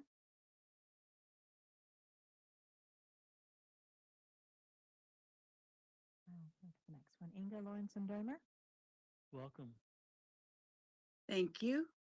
I'm a little unclear of, except in the signing of contracts and the ordinances, if the mayor pro tempore has, but it's only in the absence of the mayor, right?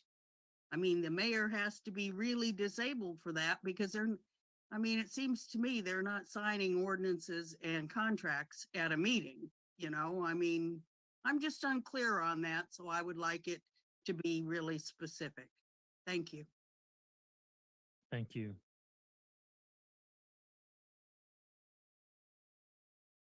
Anyone else? No further hands are raised. All right, I'll close public comment. And I'll just make a point, actually refer to Ms. Dahmer's question.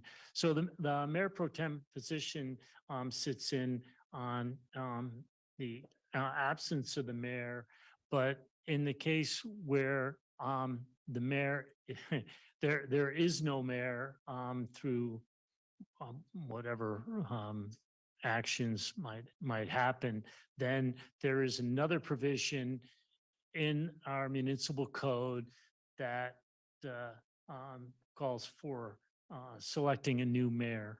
And that's not what we're talking about today. Today is would be temporary absence of the mayor. Okay. Councilmember Beck. Thank you, Your Honor. I was wondering, thank you for the presentation, Mr. Coletti or Councilmember Coletti. Could we do a friendly amendment to address calling Mayor Pro Tem at every meeting unless that Mayor Pro Tem is in that role.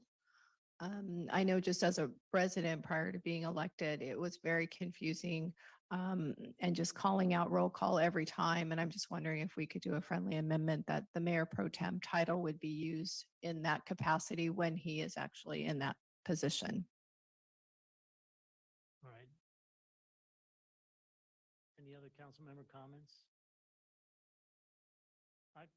I'll just speak to that suggestion.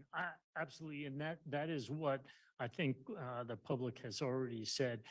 The trouble is, it's confusing, and I personally found it confusing. We were switching Mayor Pro Tem every few months, and at least from running a meeting, and I'll speak for the clerks, is having the title set and not having to wonder what's the right title at different times or different months.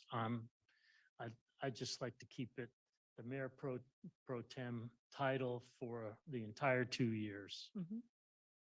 I agree. I agree. And I think the friendly amendment would be that the title be used in, if you were not present at a meeting rather than every meeting as roll call and so forth. Just my opinion. Thank you. All right. If no further discussion, may I hear a motion? Approve. Second. And a vote, please. I had a question. There was a request for an amendment. And so are you voting without the amendment or with the amendment?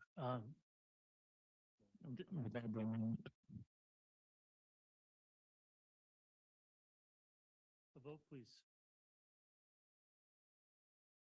I'm sorry, I did not hear, Councilmember Federi.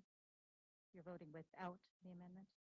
Yeah, as Oh, is yes. there in the agenda. Thank you. Councilmember Federi? Councilmember Smith? Aye. Councilmember McDonald? Aye. Councilmember Coletti? Aye. Councilmember Beck? Aye. Councilmember Emilio? Aye. Mayor Peak? Aye. Motion carries 7-0. Thank you. We're on to item 13C and new software, ClearGov software for describing council goals. Ms. Hannah, welcome. Good evening, Honorable Mayor, Council, and members of the public, and welcome to the new and returning council members. Is my audio coming through okay? There was some issues at the last meeting. Yes, we can hear you better this evening. Thank you. Okay. It will be just a moment and I'll share my screen. As part of one of the council goals last year, we revisited our financial reports with the council subcommittee, as well as looked at our current transparency software and asked if it was really intuitive and if it provided information in an easy to understand format for the general public. And we looked at another package called ClearGov. This is the package that I'll be sharing with you tonight. And within this package, it had a much more cleaner, what they call checkbook, or way able to view the check register, where you can sort by vendor and actually download the information specifically for that vendor. You can also see capital projects and their status. So for instance, if there is a project pending and you can see if it's in the design phase or in the construction phase, because it's sometimes when we just look at things from a financial perspective, a lot of the costs may not be incurred until construction begins, but nevertheless, the project could be in process. So this will give us that information as well. We're going to do a full demo of the website in January when it goes live. But today, I just wanted to focus briefly on the council goals, since it is an item of discussion, and to share with you what that could look like when this newly council chooses to set their next goals. So on the transparency site, you'll see that there's a dashboard, and we have just a general council goals overview, along with a tab for each of the 7 goals. If you click on the council goals overview, what we have right now is just a brief overview that the council goals serves as a foundation for the annual budget.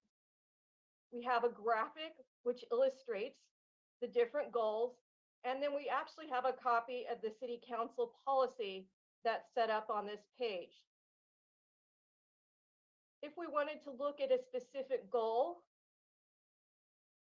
to see the status, we could go into, for instance, complete streets. We'll see what the overall goal is. And then below it, we can see, previously this was all on a spreadsheet, but now you can see the goal, you can see the status, you can see an image and the notes that are related to that status. In addition, if there's relevant documents, copies of presentations, all that information can be added. So if you really wanted to look at the goals and what's been happening or gather some additional information, we'll have that there. There's also options for photos along with the status.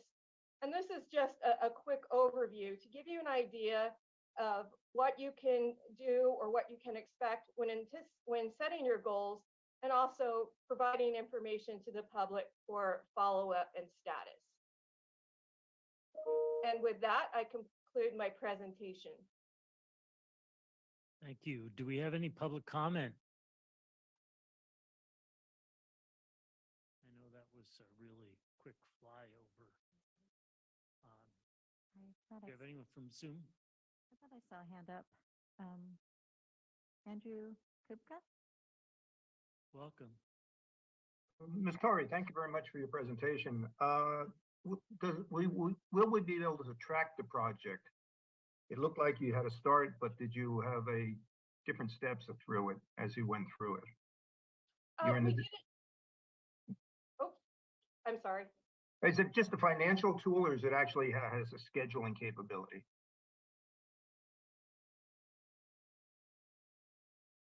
Through the mayor, shall I respond, or will you should? Yes, if you'd like, sure. Okay.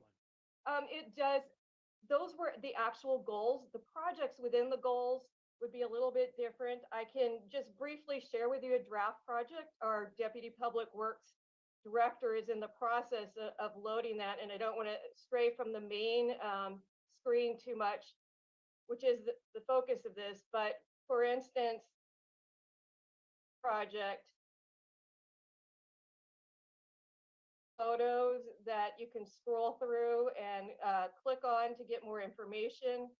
There'll be a map if there's a specific site, a showing of the project budget, the different funding sources and how much, expenditures over time, and then here's the status bar. It would show project development engineering, RFP bid phase, and construction work in progress. You can also subscribe to project updates. And we'll be going further in the demo when we show the full site. But we were just looking today at the overall council goals and the status on those particular goals. Do we have any other public comment? No other hands are raised. All right, council comment? Councilmember Pedori. I'll be quick. Thank you.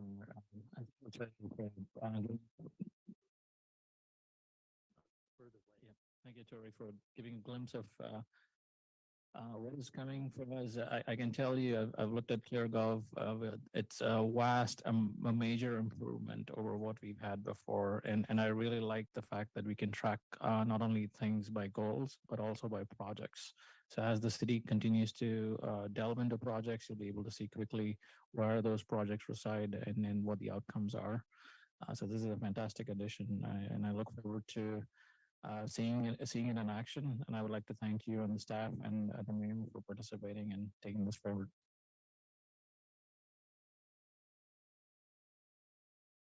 Mayor Pro Tem Smith.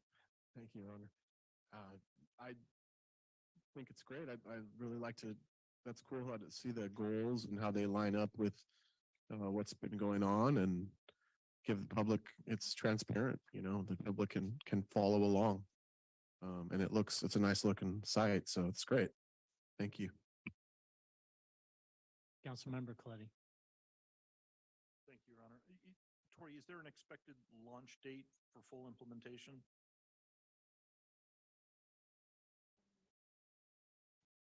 Councilmember Coletti through the mayor, we're looking at the first week in January right now.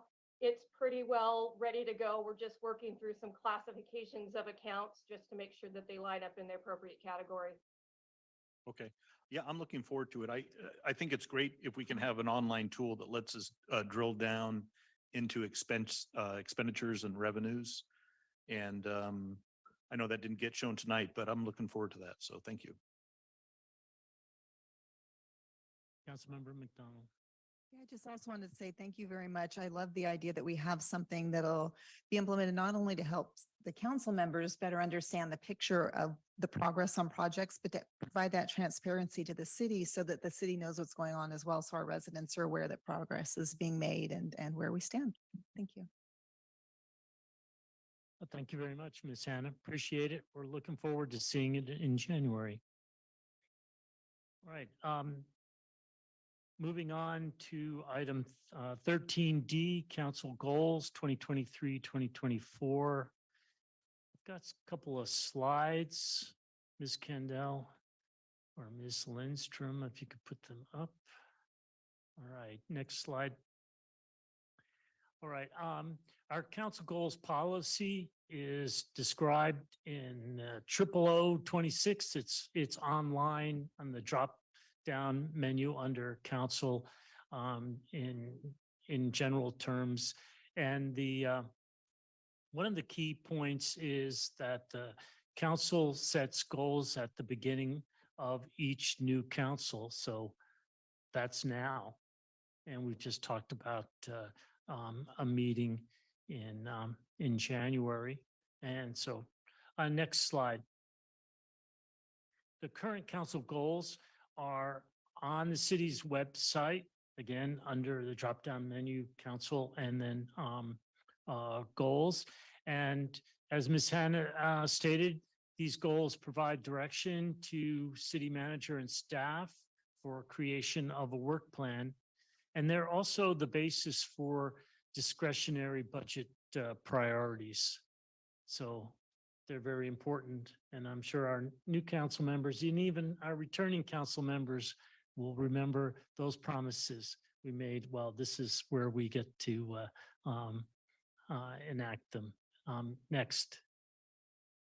And so my recommendation to kick this process off, I don't want to come to the meeting. Well, the goal setting meeting, we have obviously our current goals to start with, but we're going to be updating them. And then the new policy gave us ideas about recommendations about having SMART goals. And I'm sure council members remember our discussion about having SMART goals. And I think we can improve upon what we did and for the old council. And so I'm suggesting asking for approval of two subcommittees, 3 people each. And I suggest that each of those 2 subcommittees have 1 new council member and then 2 that have the experience of going through this goal setting. And then that obviously leaves 1 person not on a subcommittee, and I'm volunteering not to be on one of those subcommittees. So we're going to need, if you agree with this recommendation, the subcommittee gets to meet whenever it's convenient. There's plenty of time. I'm sure Mr. Harvey and staff is available for bouncing ideas and consultation. In the meantime, you can get prepared. So if you're agreeable to this, I'd like to hear some names, some suggestions on who would be on each of the subcommittees. Councilmember Dory.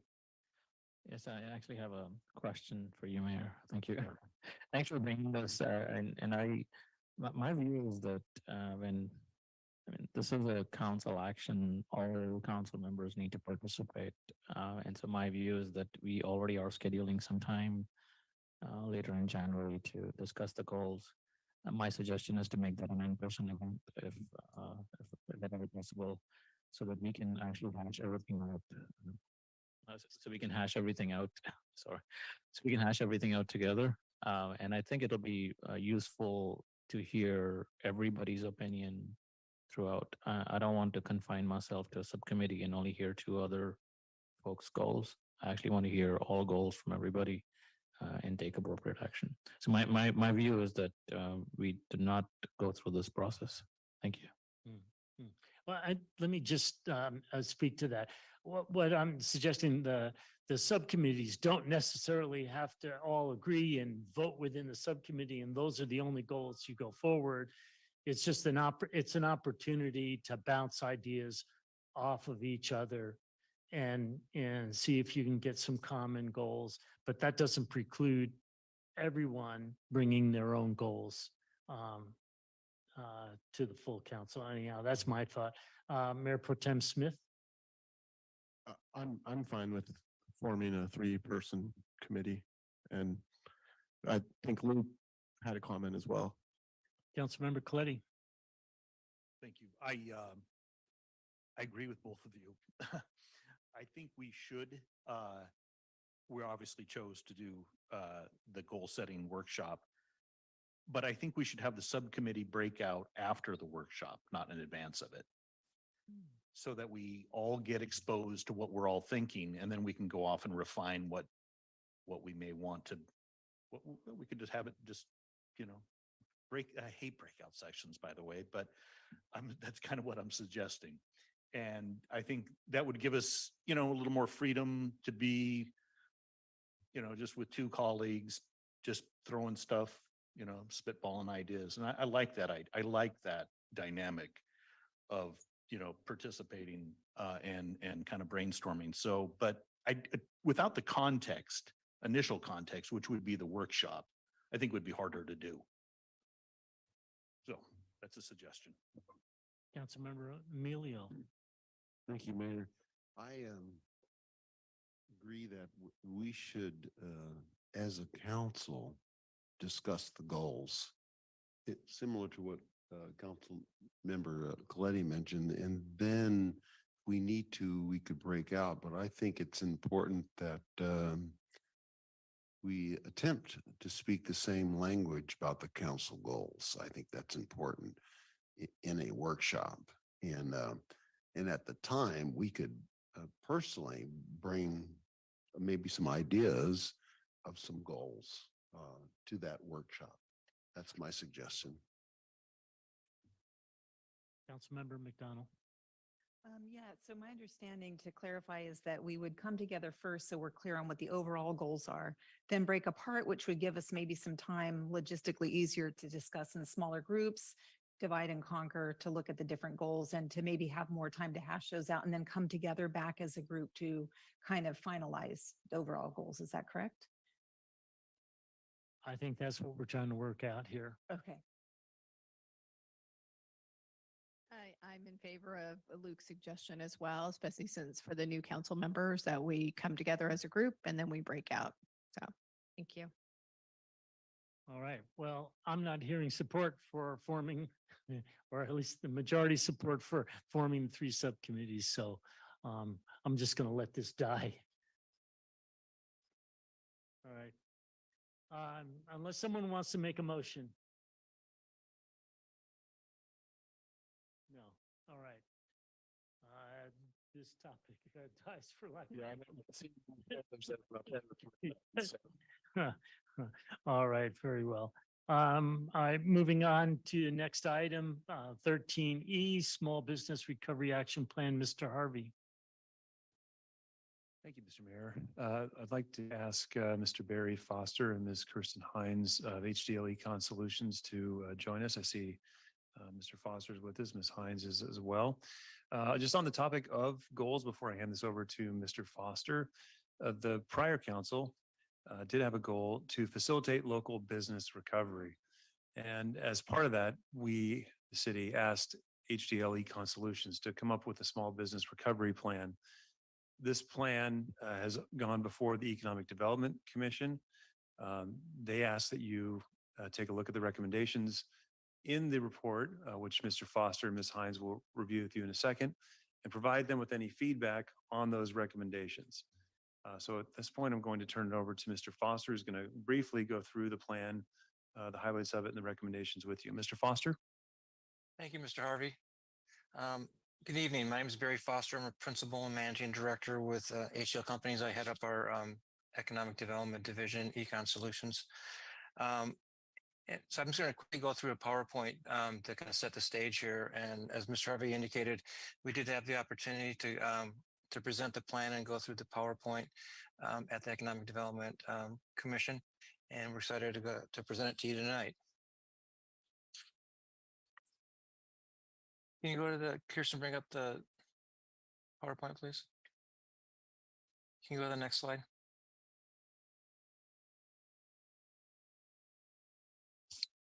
So what we did was we wanted to look at looking at kind of the impact that the pandemic has had on Pacific Grove and from pre-pandemic to the current time. We also wanted to look at establishing some realistic and achievable action items that will help Pacific Grove, especially their small businesses, recover both short and long term. Next. So you're very familiar, you got a very diverse business community with a very diverse mix of retail, restaurants, markets, professional services, primarily in a couple shopping areas in the downtown area and then the Fairway Shopping Center. And you have a lot of really successful and well-used bed and breakfast, historic structures and very popular with tourists. And then approximately 4,300 jobs in Pacific Grove. Next. And then, next slide, please. There. And then, so you're all kind of familiar with the impacts that the pandemic and COVID has had on business community, but the governor had a number of shelter-in-place orders that really caused a lot of chaos for the business community, especially small businesses. We've kind of gotten through that. Things have started to get a little bit better, but there's a lot of influences that really had impacts on the business community and local economies. There's a shift to online shopping. There's a lot of supply chain disruptions and manufacturing slowdowns. It's hard to get products. There's been just a lot of issues with employment, labor shortages, especially with restaurants, getting people and then keeping people and getting good people. And then just, costs have gone up a lot in terms of having to get good labor, raw material costs, and just getting all those, all your products and services. Small business especially, which is the big part of what Pacific Grove has in terms of the business community, really it was kind of the hardest hit. A lot of the national companies rebounded a lot more quicker than small businesses. Sales tax in our company does work for a little over 400 cities and most of the counties in California for sales tax. So, we've been tracking this as the pandemic hit, and a lot of them have bounced back to pre-pandemic, which is a good thing from a city perspective because your sales taxes have bounced back to above pre-pandemic. But really, that's not the true indicator. Small business especially, they're not back to pre-pandemic in terms of cash flow, getting proper revenue margins to really be successful as a small business. And a lot of those are, as I talked about, just all those influences from online shopping, labor problems, costs going up. They haven't been able to pass it on to their customers. And so they're not getting those required margins. They still need some help. Next. Again, this is a chart that shows the different fiscal years from fiscal year 2016-17 through 21-22, and the amount of sales tax revenue that Pacific Grove brought in during this period. So you can see that it was going up, and then the pandemic hit in March of 2020. Things went down. 2021 also was a tough year, And so, you know, again, it had some challenges to it in terms of the amount of sales tax you were bringing in. It's bounced back again, but again, it's really important to emphasize that a lot of small businesses are still not back to cash flowing properly and achieving those really proper margins on their business. Next. And here's the breakdown as a pie chart over on the right that shows kind of the major business categories in Pacific Grove and the amount of sales tax that you're producing. You can see the biggest is restaurants and hotels, but you know there's some good diversity there, which is a good thing to have. You're not totally dependent on one area. So I think from that perspective, it's really good, but you can just see the different, the composition and breakdowns of sales tax revenue for the city. Next. And here's the top 25 sales tax producing businesses in Pacific Grove. These are not in terms of ranking, in terms of what they produce. This is in alphabetical order, but you can see, and you're all familiar with the businesses on this list, but these are the top 25 sales tax producers in the city. Next. So the big part of what we wanted to do was put together this action plan to put some recommendations for small business recovery that really help guide Pacific Grove in working with your small businesses and getting that necessary recovery, both the short term and then longer term. And again, it's a critical time that they're seeing improvement. We want to do everything we can to really help set the stage and take them to the next level so that they can really have that sustained recovery. So the first one is to establish a one-day week economic development coordinator. And Laurel, the city's planner, has taken that role. I think it's been very successful in terms of her devoting one day a week to that, to really work with you know, potential developers, the business community, just the community as a whole, on any really possibilities for business expansion, new businesses, that really have that kind of focus there locally. As part of that, we'll have the city also evaluate whether that's enough or that's too much time, and just adjust accordingly. The next point is to launch a dedicated economic development webpage, and I think the council has seen this in terms of what it's going to be. It's going to really have to provide that foundation, set the stage to have really a proper web presence for Pacific Grove in terms of economic development and just really helping your business community. You know, hats off to the staff and for going ahead and putting this program together. There's a lot of people I know that have been involved in working with, really looking at some of the best practices out there that other cities are doing and trying to emulate that, but really make it fit for Pacific Grove. And so that's underway. And again, we're excited about that too. And I think that will really help. Next. Continue the city's facade improvement program. This has been really successful. They've done a couple of rounds of this. And I think especially in the downtown area, that will really help with the look of the facades in the downtown. And you've got a lot of, you know, really charming historic buildings is to make sure that they've got the proper look and you're setting the foundation and the stage for people wanting to come to your downtown. And so I think continuing that would be important. And then the parklet program. This is something that cities have been all over California have been facing with. A lot of them went to, you know, temporary outdoor dining, parklet programs when COVID hit, especially when restaurants couldn't have indoor service and all that. So they had to react to it. The governor is going to go ahead and not have that extension of the emergency order to allow this. So we're working with a number of cities, and there's just a ton of cities that are out there that are trying to come up with guidelines and standards to continue with outdoor dining. California, I think we have an advantage in terms of having fairly good weather most of the year. And I think that's become just kind of the new norm, is having those kinds of opportunities. So it's having standards that are workable, not only for the community, but for your businesses too. Next.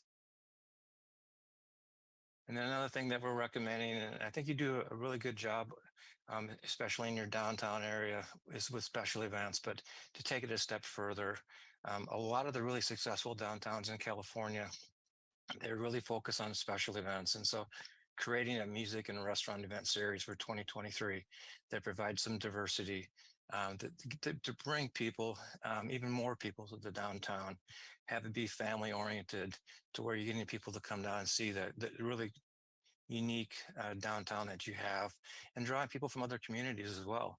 And so I think the look to have, 2 or 3 seasonal restaurant week events, and just have it and incorporate music into those kinds of things, to really emphasize what you can have and what you really do have in terms of your downtown, just to take it a step further.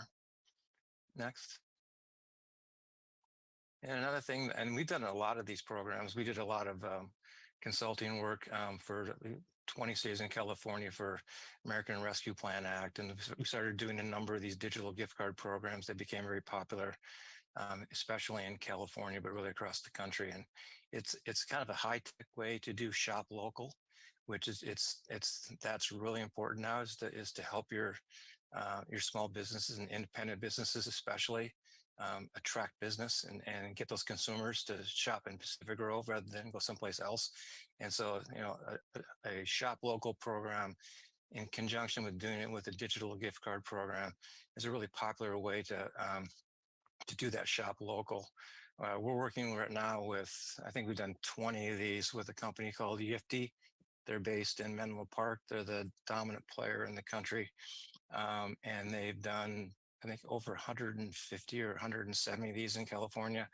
We've done about 20 of them with them. We currently have 8 that we're doing right now. And it's a really successful way to promote that. It's not a physical gift card, it's a digital gift card. Very, very popular. We've had some that we've started up before the holidays this year that have sold out. And we had a small city Angels camp up in the base of Sierra Mountains. They did a $50,000 program. They sold out in 4 days, and now they're doing a second phase. We've had just a number of them have sold out a week to 2 to 3 weeks. And so I think this is a really popular way to shop, to promote that shop local, which is really important to help your small local businesses. But it also really helps your citizens too that are buying these cards. That they're offering bonus cards to them. They're using some of their ARPA money for that. It's a way where you can really structure a program that really fits the needs of your community, especially those small independent owned businesses. Next. And then another thing is just, creating that brand, that awareness that you can really, when people come to Pacific Grove, they see banners and signs that establish a brand, and it just offers some interest. It helps create that sense of place for your city, for your downtown, or for a commercial district. And I think there's a lot of different ways that you can do that to really create that brand for Pacific Grove and build upon it so that people know and want to come back. Next. And then we're also recommending starting the business visitation program. And we've done this in a lot of cities, and it's a popular thing. You want to hear from your local business community. I think sometimes cities focus so much on trying to recruit new business that they fail to really work with their existing business community. And so I think having that visitation program where you have the city manager, you have Laurel, the economic development coordinator, city planner, you have a rep from the Chamber of Commerce, and then a person from the Economic Development Commission, be part of that group and do the visitation program. So you're regularly going out and meeting with your local businesses. You're listening to them, you're seeking their feedback, and you might be able to address an issue or two that they've got before they think that they maybe have to relocate to another city, or they're going to close their business. I think you want to be very active in trying to work with them and trying to help out with any kinds of issues that really make that environment the very best it can be. Next. And then continue to hold brokers luncheons. We helped put together a program, a broker lunch, right before the pandemic, and I think we had like 25 people come, and it was very, very popular. It created a lot of interest, and then about a month and a half later, the pandemic hit, and things really kind of went sideways. We were able to do another one here this past summer, and so it was another opportunity to bring together brokers that are very active in Pacific Grove, and then some of the property owners, some of the major properties, just to go ahead and again, it's sharing ideas, it's sharing feedback. It's a real kind of informal way to talk about what's going on, talk about issues, talk about opportunities that you can really help with existing businesses, but then bring in new ones. I know that new council member Debbie Beck was part of it when we did the first one before the pandemic, and she was part of the last one. So, and enjoyed having her be a part of that. But I think it was really a great example of really getting that feedback with local brokers and real estate professionals. And we would advocate that the city continue doing those on a quarterly basis. Next. And then there are some vacant storefronts. Some of them have been used up and are being productive again. But there's still a few that the city's still working on. And so we actually are out with a request for interest, an RFI, to go ahead and see about making some of these spaces where they're kind of they're semi used until they can get a tenant into a larger space. And so bringing together a number of uses into kind of a collective or craftsman collective space or a maker space. This has been done in a lot of different places in California. I think that the downtown area especially would be a good example of this. And so as we've got this interest, this request for interest is open until the end of the year. And then we'll see what we get. And then we're going to go back to the Economic Development Commission, who was the one that really suggested doing this in the first place, and get their thoughts and ideas on where we go with this. Next. So here's a timeline that we're recommending. And so some of these things have been started since we did meet with the Economic Development Commission. But we want to have just kind of a regular cadence here of doing different things. If the Economic Development webpage is going, excited about that. It's the Parklet program. I know the council will be considering that. And then looking to do more broker events, and then do the planning necessary for that music and restaurant events. Banners and those kinds of things can be worked on in January. Establish the business visitation program in February. Again, continuing on with the broker lunches on a quarterly basis. Mid-year, really evaluating whether one day a week is appropriate for the economic development coordinator position with Laurel, and see if that needs to be adjusted or tweaked. But then you see just continue on with those quarterly broker lunches. And at the end of the year, really take a step back and see what we've done, and then make any kind of adjustments going on into 2024. Next. That's the last slide. Okay. And so with that, I'm happy to answer any questions. All right, we'll now go out to public comment. Anyone wishing to speak to this item, please come forward. Welcome.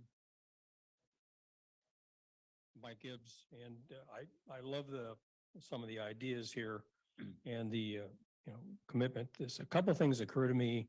I've been a small business person, not necessarily here in PG, but for a long time started up a couple of companies. And the startup process is you don't know it's intimidating and how horrible it is until you decide you're going to do something. And then all kinds of things that you didn't know were going to happen are certainly going to happen. If you ever started a business or been involved in that, you know that. And one of the things we've been around and talked to a number of businesses, and I hear a lot from small businesses.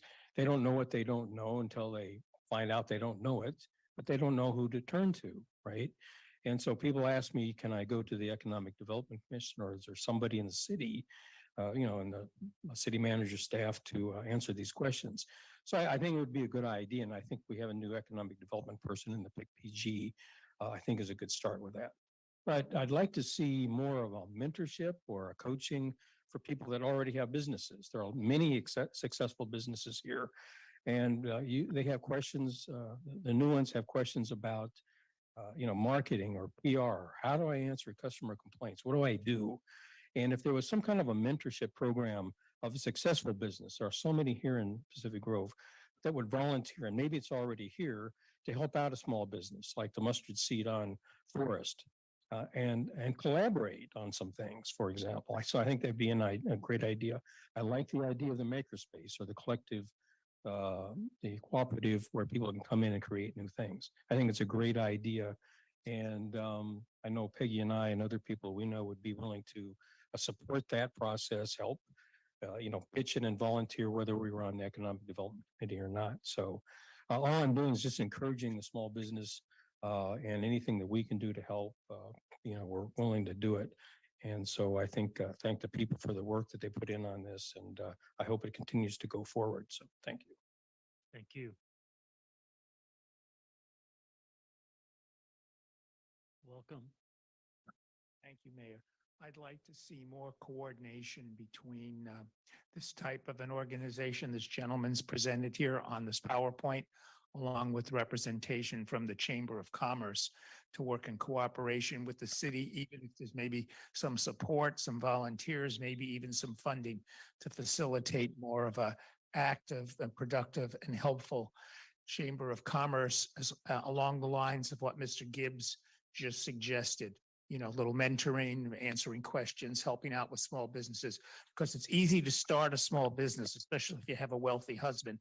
It's not always successful, and you don't always really know the answers to all your questions and how to facilitate a more productive operation. So thank you.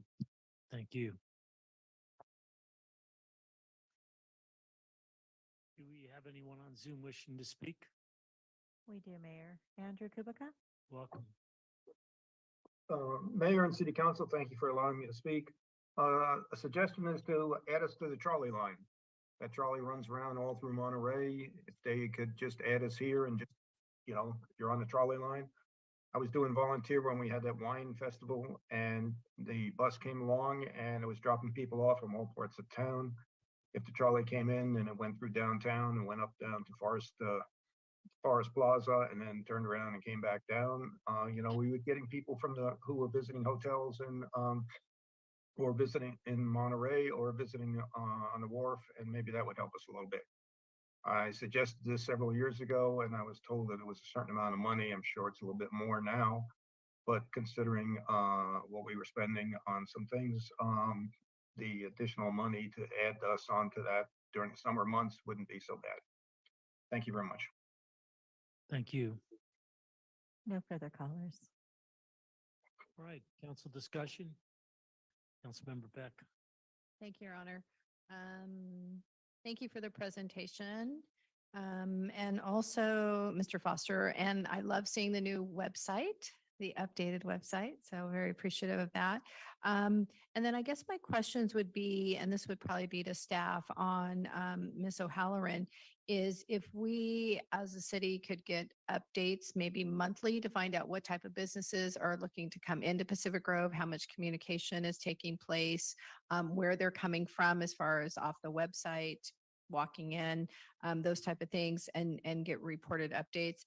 And then also, could you explain a little bit more about the digital gift card and the cost? Would that be to the merchant, or would that be the ARPA money? Would that be a contribution from the city? We just want to know that. I do like the list of the recommended action items. I do think, having attended the broker luncheons, didn't take much away from those meetings, and it looks like you have 3 or 4 scheduled. I do always appreciate hearing the resident feedback. I love the idea of a trolley coming into Pacific Grove as well.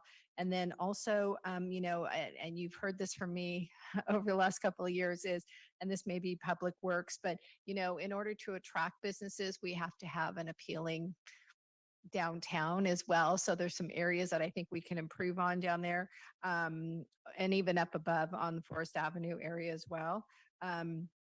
Because economic development is really just so important to our community, and having been involved with economic development as well, truly enjoyed being on that committee.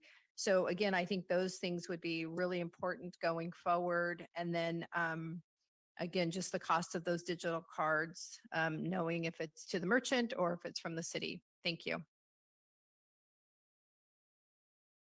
I have a question.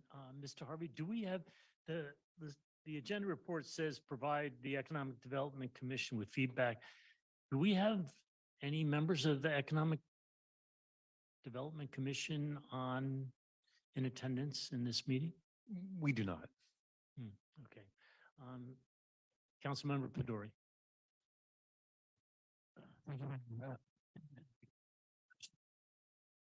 Here.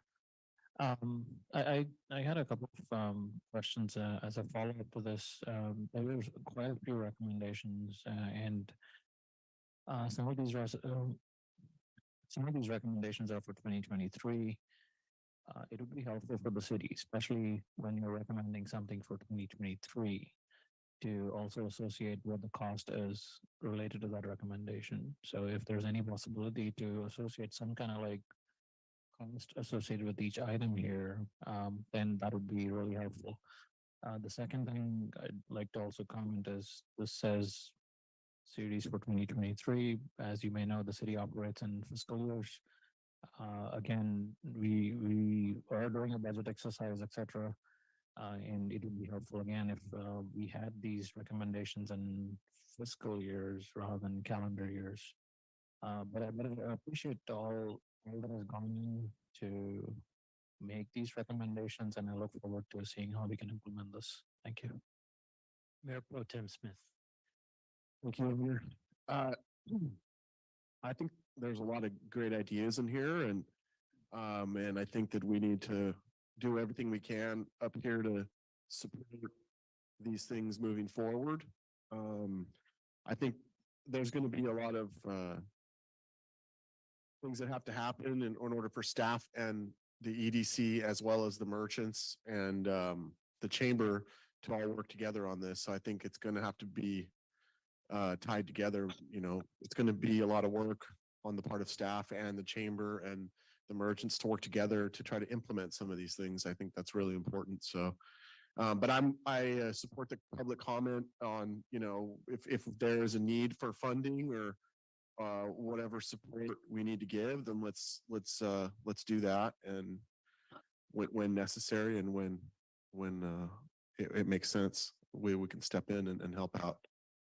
So, but thank you for the report, and appreciate everything everybody's doing on this. Councilmember McDonald.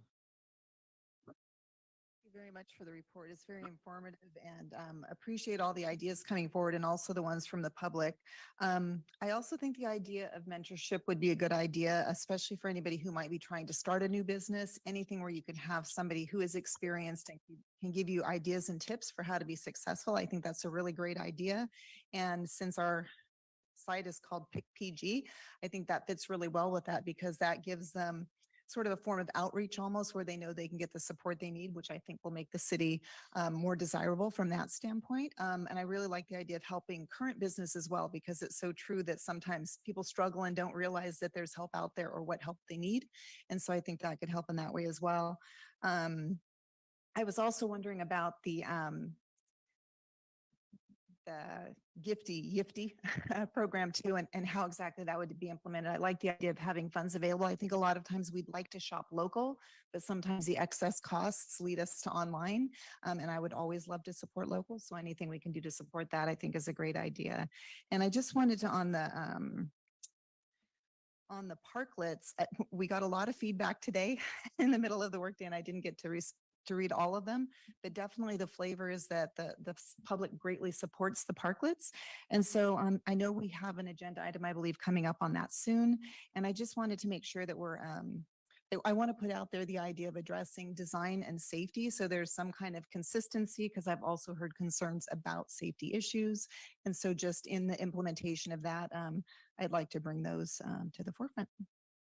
And also, if we do the music series, I was wondering if there's any way that would benefit retail. I know most of the local shops close early, so I don't know if there's a way for them to partake if we do a music event that might be more in the evening. Thank you. Councilmember Coletti. Thank you, Your Honor. I like the idea of the gift card too. I have a couple questions or have some questions on how it's going to work, how it's implemented. Maybe concern about older residents and how they might be able to take advantage of that program if it's only digital.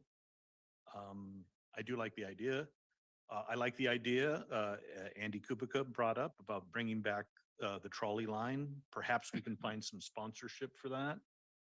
I think, as I recall, Comstock through the ATC development was going to sponsor bringing that back. Perhaps we could ask the Pacific Grove Hotel or ask someone or some organization or business to help sponsor that.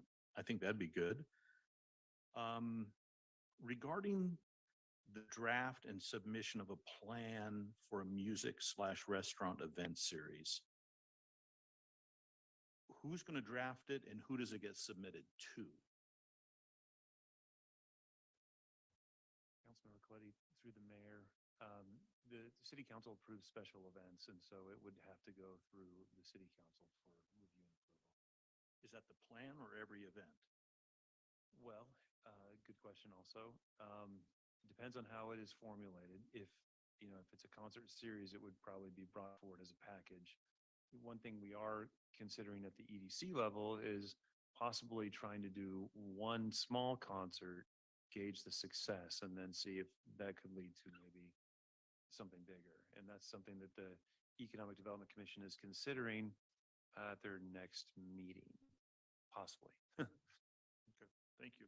I would like to see a trial because, we have gotten comments, emails from residents who live in the downtown. The downtown is not only commercial, it's also residential.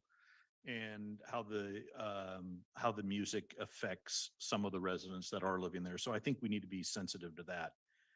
I know music is a big, it's popular. I like music and it's a draw, but we do need to be mindful of our residents who do live there. And finally, the last bullet item I think of the report was we're going to evaluate the programs. I'd like to know what the metrics for success are. And if the city manager has some ideas on that, that would help us, I think. Councilmember Coletti, through the mayor, maybe a good way to do that would be to draft those through the EDC and have them help us develop those.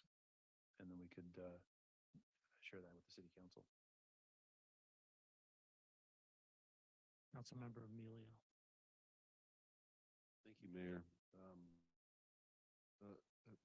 Barry Foster, excellent Asian, appreciate that. Along with Kristen Hines, one of the things I have noticed downtown is it's correct me if I'm wrong, Laurel Helen is the point person, and I have seen her walking downtown, and which has been great. I think she's there one day a week, if I'm mistaken, Mr. Harvey. And I think it's a great start. I think with the weather conditions right now, it's probably, we're in a little bit of a freeze. But in some of these ideas in the springtime when the weather gets better is plan now for the future. And but I do want to thank the staff for doing the being resilient on trying to get businesses involved. I have just want to endorse a number of comments that I heard that I thought were really good. First of all, what could be done for a more attractive downtown, more trees. The sidewalks in places are uneven. And a number of the street lights, the poles are chipped and looking pretty old. They need some maintenance. I also heard a request for costs on each of the recommended items. I absolutely endorse that, and also where that would be in the budget, whether that would be this fiscal year or next.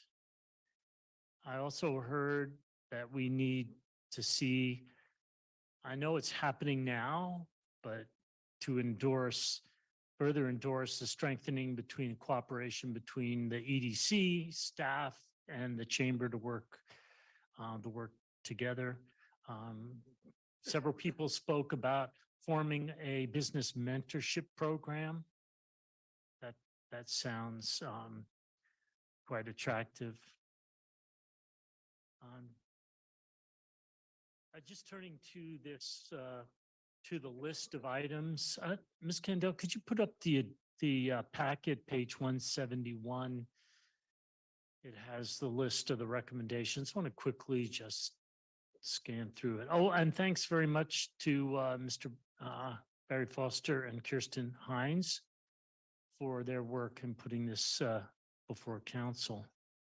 Could we put the packet, page 171, on the screen? There.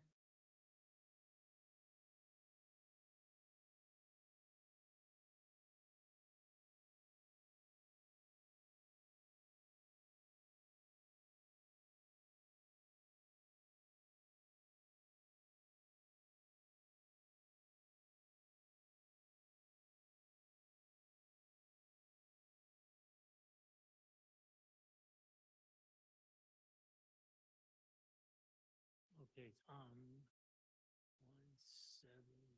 let's see, is that the time? Yeah, if you could scroll down, obviously we get only half a page on the screen. Thank you. Just if you could just go up to the title, just a few lines. Yeah, recommendations for small business recovery. I think it's maybe it's a nitpicking. It's I think a little misleading. You use the word recovery. We saw that the sales tax revenue for 2021 is the highest it's ever been. So on a macro basis, it looks like we've recovered more or less. Obviously, some businesses have been hit harder than others for the pandemic, but maybe the word recovery is not quite the right one. So the first one, established the 1 day a week economic development coordinator, and Laurel O'Halloran has already been filling that role, and that's already in our budget. So that's good. And we heard Nikita describe the new pickpg.org. That's number 2. So that's been launched. And if you go on it, there's a lot of information. It's good. Number 3. So this would be our 3rd year, I believe, of our facade program. And by all accounts, it's been very successful. So continuing. And as Councilmember McDonald mentioned, we're going to be talking about the Parklet program. Unlike perhaps another city on the peninsula, our Parklet program has considerable support. So, but we'll hear more about that. On number 5 and 6, the music series and the event series. So I heard a request for more information.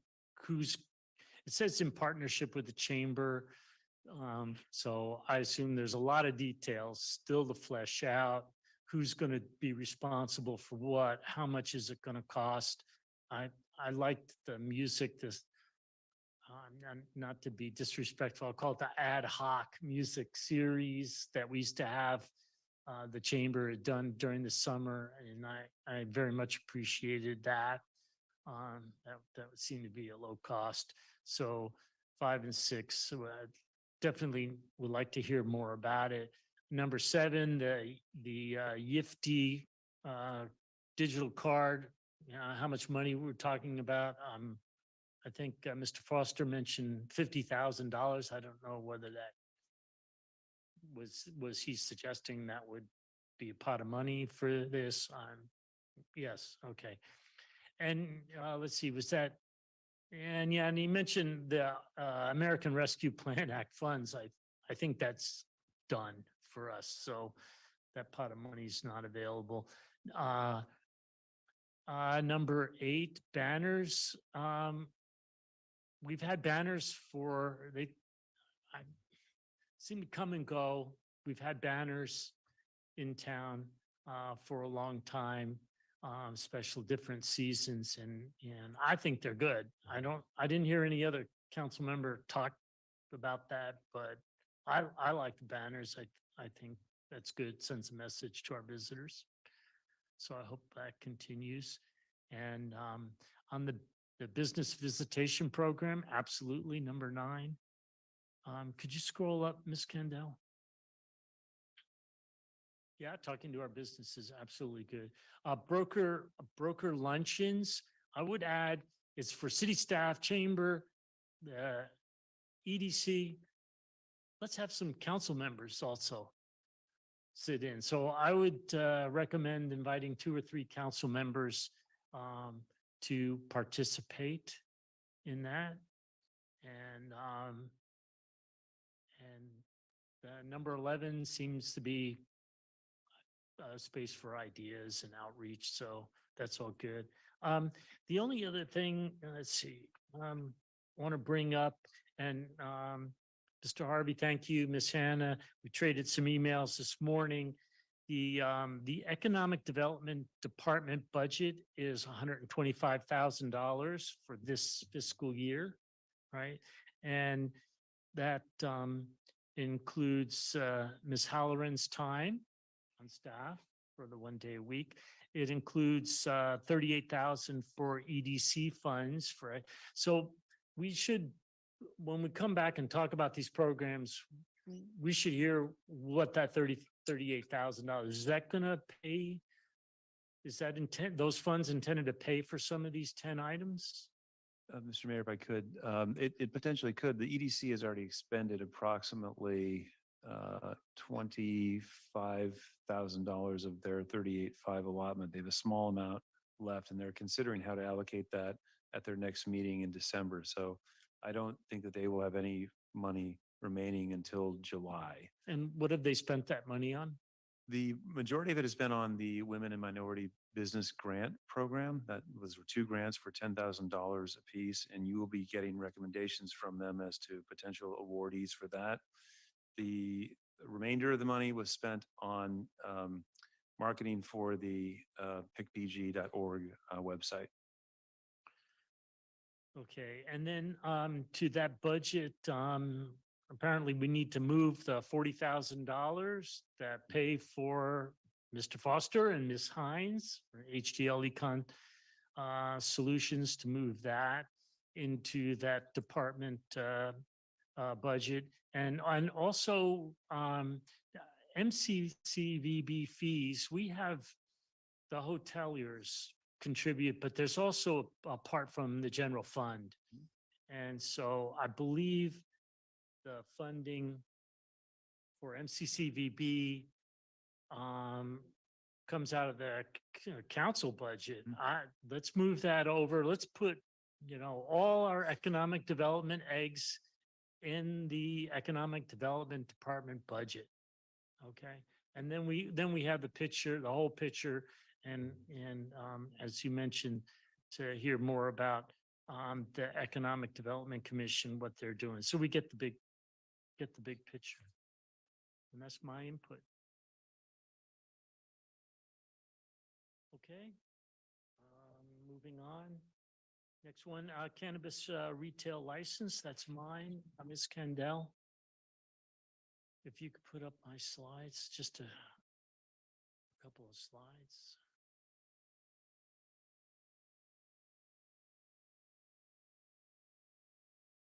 Okay, next, please.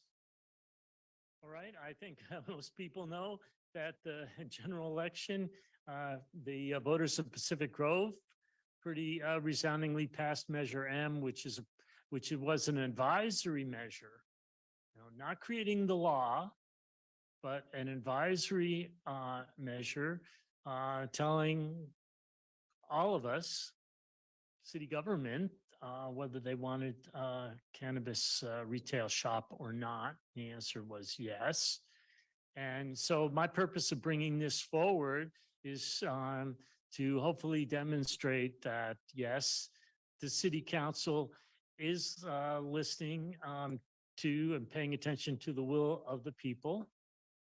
and that we are reacting in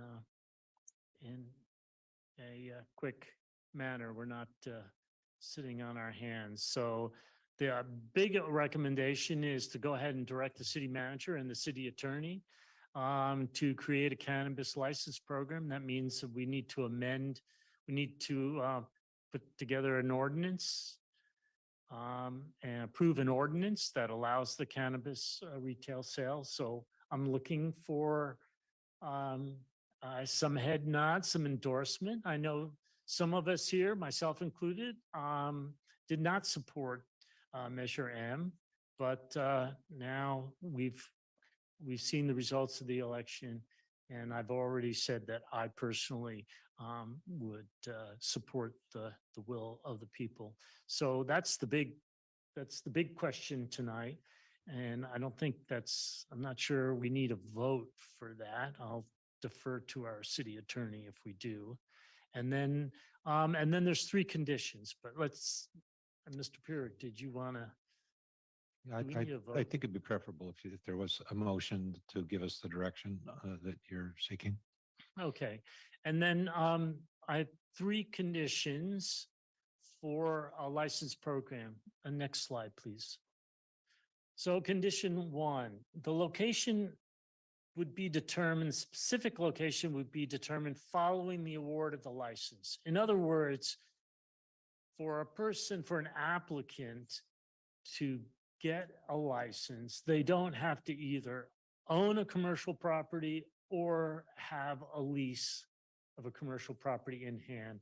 And what this does is eliminates unnecessary expense that the applicants have to put out money for commercial real estate just to apply.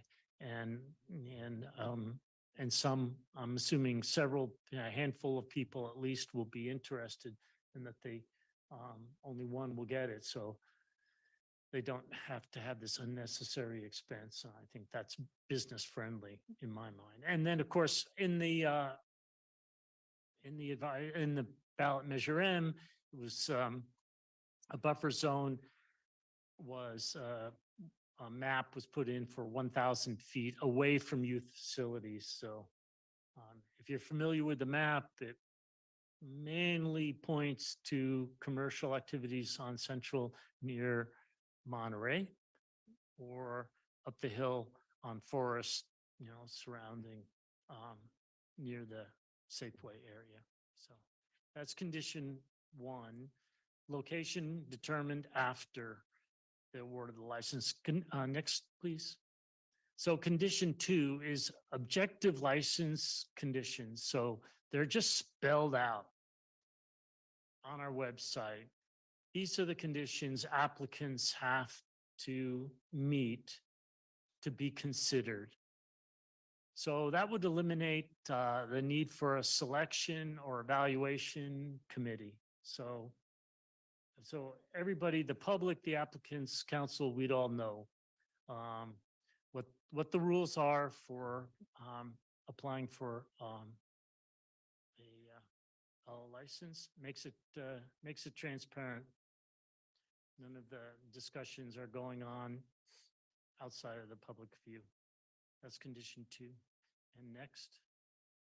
And condition 3 is assuming that there's multiple applicants that qualify, that the license is awarded by random draw. So that eliminates bias or favoritism by a potential selection committee. Everybody that wants to apply and is successful, meets all the criteria, has a equal basis of getting the award of the license. And then after that license, there could be conditions, other conditions about, what is an appropriate specific location outside of the buffer zone. I would expect that would be part of the license program that our staff would prepare for council approval. So that's what I have before you for your consideration. Let's go out for public comment.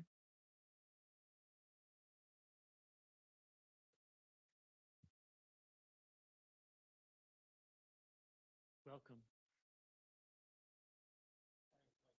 Been up before.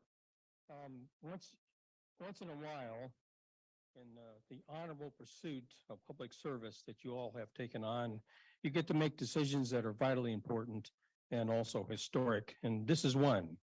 Make no mistake, once you license cannabis in Pacific Grove, there's no going back. No possibility of that. The upside is very small. The downside is terrible. I probably mentioned before that I'm a psychologist trained clinically. I've seen the other side of this. If you've ever seen the treatment for this situation, cannabis, it's horrible. I invite you, I'll take you to see it in person if you haven't. The upside is predicted an avalanche of cannabis cash. It's actually going to be a crash. Maybe you saw this article in the Monterey Herald last 2 weeks ago.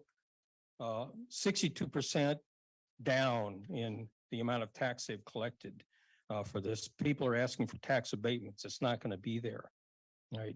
One Pacific Grove Council member who wrote the voter guide promised $300,000 in tax revenue. Based on our analysis of what's been going on in Monterey County as a whole, the actual revenue will be roughly $59,220, right? The cost will outrun that income, police training, code enforcement, et cetera. The downside is terrible. We've heard from in this public school system, the ER docs at Montage. They came in talking about fentanyl. They had a handout about marijuana. They had 10 points that were wrong on the assumptions. There was a lot of misinformation during the election.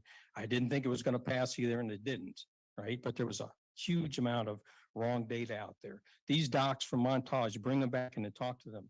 They will tell you that 1 out of 6 kids under the age of 18 will develop an addiction called cannabis use disorder. The specialists will tell you that emergency visits here in Monterey County are up over 50% just due to cannabis overdoses, high potency cannabis, dabs, shatter, and wax. If you haven't heard those terms, check it out. I'll just tell you one quick story. Who visited the ER? His name was Johnny Stack. His mom, Laura, chronicled the descent into cannabis addiction. He ended up jumping off a 6-story building when he was 17 years old. A PG mom asked us, who has a kid in high school, why in the world would the city endorse a PG store to sell a product that we have told our kids is not safe and is addictive? Why would we possibly, as city moms and dads, say that this is okay? It's pretty cynical to tell the mom, it's just for the money, mom. It's just for the money, dad. My question is, what do you say? I'm almost done. What do you say to the PG moms and the mom whose kid threw herself off a 6-story building, right? And if they ask you, would you vote against this to save one life? I know, Mayor, to save one life, would you do so? And that's what I'm asking you. How would you answer this? And I think in your hearts, you know what the right answer is. And I'm calling on you to not license this program right now. Thank you. Put it out for further discussion. Thank you for Mayor. I apologize for going over, but you can tell I'm a little bit passionate about this. So thank you very much. Thank you.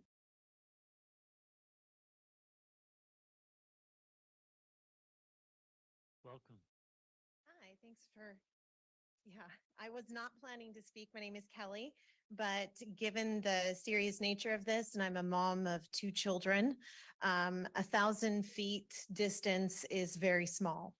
I think also the concern of this is, there's a new report that just came out. Between 2000 and 2020, reports to poison centers for child and teen marijuana use increased by 245%, according to a new study from the Oregon Health and Science University. The researchers analyzed more than 330,000 reports in the National Poison Data System over the last 20 years and found the increase in marijuana rates was the most of any substance, with the largest increase between 2017 and 2020. Our kids, after the last several years that they've gone through, are going through a very hard, difficult time. We've just had all of our fun events for Pacific Grove canceled, not rescheduled, and that should have been rescheduled. Kids need community events. They need a safe community. And when they're struggling with mental health and different things, this is going to be something too accessible. Otherwise, beyond this, in states that have legalized this, in cities that have legalized this use of dabs and all these things have gone up in pregnant and nursing women. So I ask you to please not do this. Thank you.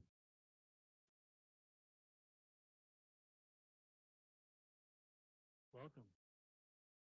A little chilly in here, so I put my coat on. This is fine. Okay, when we had the fire department, the chief fireman come in with several of his supporting staff, and they made a presentation on which fire truck would be most preferable, the diesel or the EV. And I got up and said, you just heard from the experts, was the fire chief and some of his staff. And I said, why, what's there to debate? You know, I mean, you turn this out to the public. They're not experts. They're not psychologists. They're not medical personnel. Most of them are just kind of well-meaning people. Oh, I heard people say, well, you know, somebody's taking marijuana for health purposes. You know, it alleviates the pain. Maybe they have cancer and so forth. Well, you know, okay, that's one maybe legitimate thing, but does that mean that Pacific Grove should have the moniker of another pot city? What message does that send to the kids? And I don't know about you, but when I was younger, the drinking age in New York State was 18. You know how difficult it was to find an 18-year-old older brother to go to the liquor store and pick up a 6-pack of beer for you if you were only 14 years old. Same thing's going to happen with the pot shop. Kids are going to say, hey, my brother, my cousin, my uncle, somebody's going to go and pick up that pot for me. And, you know, of course, it's legal now, right? I mean, it's okay. Have you heard the radio commercial where the kids are in the car with the dad and the father says to the son, he says, hey, your sister's doing a great job as a new driver now, isn't he? And he goes, yeah, dad. And he goes, hey, it's okay to do pot now, right? Because they legalized it. And the sister says, hey, Toby, come on. That's, you know, that's not the way it is. And then she goes over all the problems. That's a radio commercial that's played over and over again on all the local stations. I don't know if many of you listen to the radio, but I hope some of the kids listen to that. And I hope that you realize this is advisory. Nobody's going to kick you off the council if you vote against this. This was advisory. You're not obligated to approve this. So think it over. Think about what Mr. Gibbs said. He's more of an expert. He's a psychologist. Talk to some people from CHOM. Talk to some nurses who work in the ER. I've talked to some of my friends who work there. They say just about every other night they have somebody in there with a severe overdose from smoking pot. And it sends a bad message to the kids and the rest of the community, not just the kids. Thanks very much. Hope you enjoyed my talk. And have a nice holiday, everybody. Thank you. Do we have anyone on Zoom wishing to speak to this item? We do, Mayor. Inga Lawrenson-Doimer. Welcome. Thank you. I didn't know we were going to be listening to a complete rehash of the advisory vote, but obviously the advisory vote was a democratic process. Now, as far as the process of, you know, possibly coming up with an ordinance, I think that this one that the mayor has presented, I mean, I realize he's opposed to it, but I think that the one he has is the only way that it could have even been considered, because it is a fair and transparent and no bias and no picking and choosing and schmoozing. You know, this is now, if they can, if our legal and, you know, staff can come up with an ordinance that is, I don't even know if any operators are going to want to come into Pacific Grove, because it might not be profitable to them at all. As you said, I mean, there's so many now. They are so, you know, they're not getting the tax money and the this and you know, all this pie in the sky is just kind of go out the door. That ship sailed. And so, you know, yeah, get an ordinance, get a process, see where it goes on that. Because obviously the advisory vote came in absolutely in favor. I mean, believe me, I'm not going to be probably not going to be visiting a pot shop in PG, but you know, I mean, it's like, it's not rehashing over and over and over the same dead horse. And as far as psychologists and emergency room doctors, I mean, it's incredible how many different opinions you can get from very learned people. So thank you very much. Thank you. Darla Vining. Welcome. Thank you, Sandra. For everyone else, I'm Darla Vining. I'm here to express the challenges ahead for the cannabis industry in 2023. I do acknowledge that Measure M has passed, but I want to emphasize how complicated this is from a financial perspective and an emotional perspective for those in the community that were hoping it wouldn't get to this. As it was explained just now in Mayor Peak's presentation, that the license is going to be given in a random draw, I still feel that my comment still applies, and Inga actually spoke to this just now, but realistically, it's still a bit too early in the game for Pacific Grove to expect any cannabis business to really make any money because of all of these cannabis investors are still in the investment phase. I'm quoting here from a cannabis equity researcher that it should be expected that it will take time for those investments to bear fruit in terms of actual profits. I think it's important for the city of PG not to get ahead of themselves right now and keep the data in perspective. Thank you. Thank you. No further hands are raised, Mr. Mayor. All right, council comment, council discussion, Councilmember Beck. Thank you, Your Honor. Well, I think everyone knows my position on this, but, and thank you, Ms. Vining, for the call as well. I have a couple of questions. Can a retail license be sold to another cannabis owner if the original awardee does not find a location? I think, and I'll let the city manager speak after me, but I believe when we discussed it last time, it was non-transferable. Is that right? If I could just follow up on the mayor's comment, that it would depend obviously on how you craft your ordinance, but in the prior ordinance, that was how it was written. And then also, I'd really like to know more about the cost benefit, especially the cost for law enforcement, because it is a restricted business, as I've mentioned over the years. And I think 3 years ago, when this was brought before council, it may have been profitable.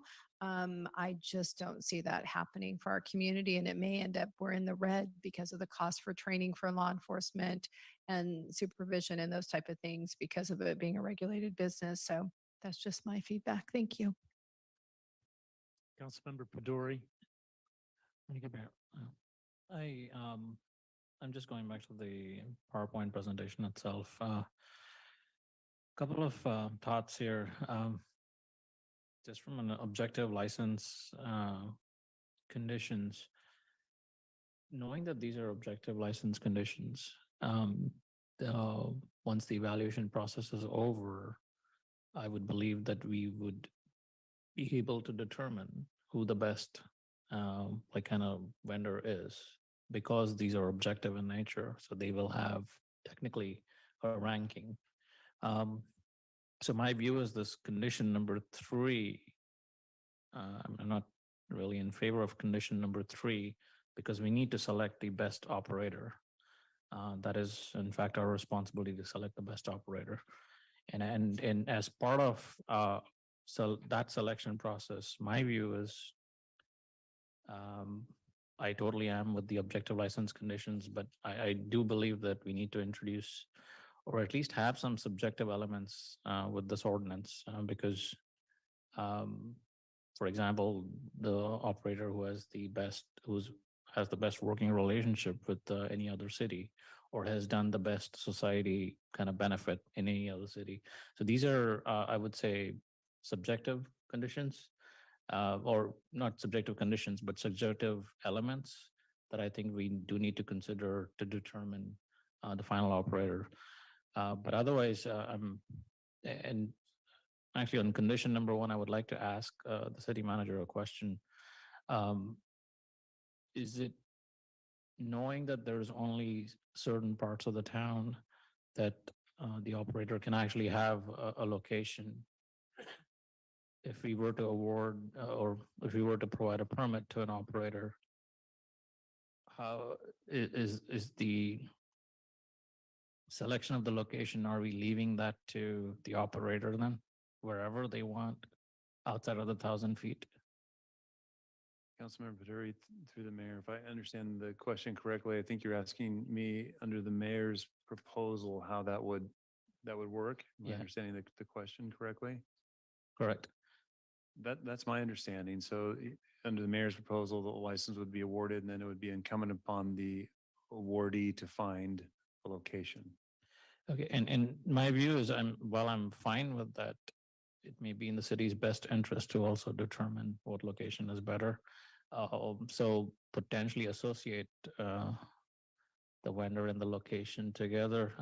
I know that may be kind of like may or may not work out, but in general, I'm okay with condition 1 and condition 2, but I would say condition number 3, I'm not supportive of that. Thank you. Councilmember Emilio. Thank you, Mayor. I think we need to start off with, city ordinance when it first came out was 20.22, and it was pretty thorough. I read through it today, and I want everybody to know I was with the mayor in regards to against the cannabis. However, I've always said that I will support whatever the public votes for. And I think we need to start off with the ordinance explaining who, what, where. That's exactly what 2022 explains, is it talks about fees, it talks about the area where it could be placed at.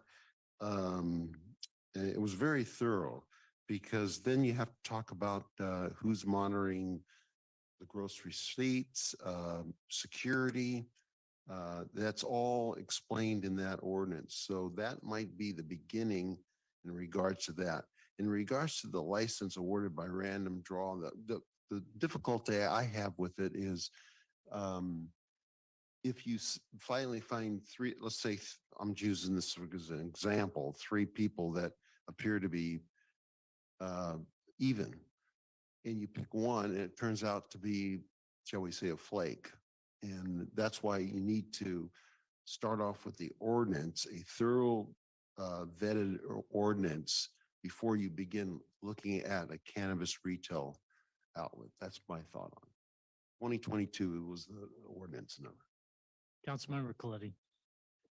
Thank you, Your Honor. I don't have a problem with a lottery selecting or essentially awarding the license. It obviously needs a lot more definition, but I'm not opposed to it. But a lottery is ministerial in nature. But it seemed that during your presentation, you were mentioning once the license is awarded, they go out and find a site, then at some point there's additional discretion taken by this or some kind of discretionary decision taken that would put conditions on the implementation or the citing of that license at some specific location. So that's who's going to be doing that. You know, who's going to be exercising that discretion? Would it be the planning commission, perhaps? Okay, that's fine.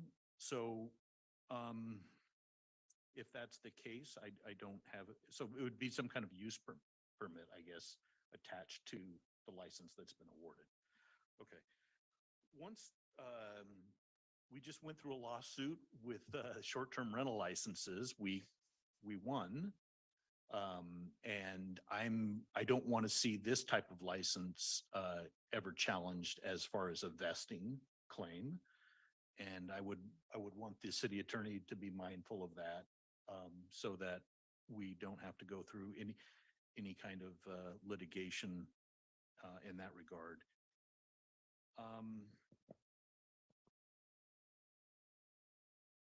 You know, you hear it often incorrectly stated that Pacific Grove was the last dry town in California. That the Coast Weekly loves to just, you know, drone on and on about that. It's actually not true. In 1933, it was a ballot measure. The citizens of Pacific Grove actually voted, and this is right after the end of Prohibition, voted for the sale of beer and wine. However, no one found one establishment that would be willing to sell beer and wine. So just because you permit its use or, you know, through ordinance allow its use, doesn't necessarily mean it's going to find an implementation somewhere. You have to find a property owner willing to actually engage. So there's a lot of things that happen or have to happen for something like this to take place, but sounds to me like the mayor's thought this pretty well through, and I have no problem with the recommended action. Councilmember, Mayor Pro Tem Smith, and then Councilmember McDonald. Yes, thank you, Your Honor. I think from a conceptual standpoint, I agree that with a few people up here, folks up here, my colleagues, that the vote's been taken and now the will of the voters is there. And the reason that we sent it to them was to find out what the will was. And the result of the election is in. So taking up the actual report itself and the recommendation, I think it's going to be a long road getting there. I think we're going to have some staff input on this. I think that I will not support condition 3. I don't like the idea of randomly licensing some outfit and then, you know, they get it. Oh, it's, you know, the lottery worked for short-term rentals was a little bit different. This is like, we're picking one out of a group. And I think we do want to get the best operator that we can. I personally would leave that task to staff to bring to planning commission or whatever, bring forward the applicant, because if I remember correctly, that's kind of the path we were going down when we first approved it. And then we went backwards, and then we went back to the voters, if I remember all that correctly over the last 6 years. So we're getting a lot of comments in the audience tonight. Please let me just make my statements. So I think that, so I'm not in favor of that condition 3. I think we need to have a little more control over this. And I think that's the best way that we're going to be able to pick the most responsible operator, is if we have that power. So, but again, that's where I'm at with it. And I'll leave it there. Councilmember McDonald. Thank you. I did have a couple of questions that may be a better starting point. So we're talking about choosing a location after we select someone, assuming that's the way this goes.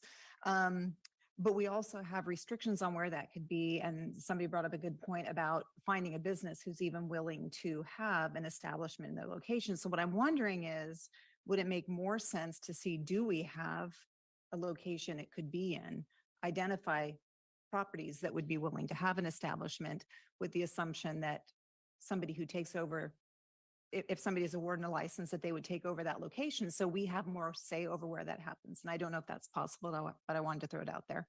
But one of the things I haven't heard talked about, and I don't know if that will come up in the license conditions, but we haven't talked about the safety issues that are involved. So I would want to make sure that part of the discussion is that we are talking about some of the safety, because I just don't want that to be something that's ignored, because there are, you know, potential concerns. And I know we've addressed that with the distance from the schools, and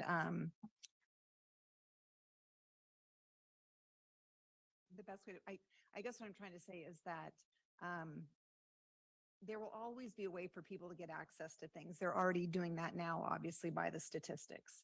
If there's a way that we can implement this in a way that enhances safety, that has restrictions on things like level of THC, if the problem is that levels are too high, do we have restrictions and safety measures in place and education in place to do that?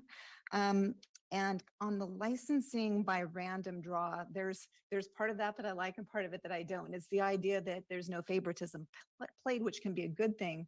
But then I also think it's important to make sure that we have chosen the people who are best suited. And so I think that if we had measures in place, such as having a track record, like if assuming they've had a business before, do they have a track record of safety? Have they had good public outreach and education? Because that's, I believe, meant to be one component. And do they have they exhibited success before, so that we know that whoever we're bringing in is not only likely to succeed from a business perspective, but likely to succeed from being well suited for the community perspective.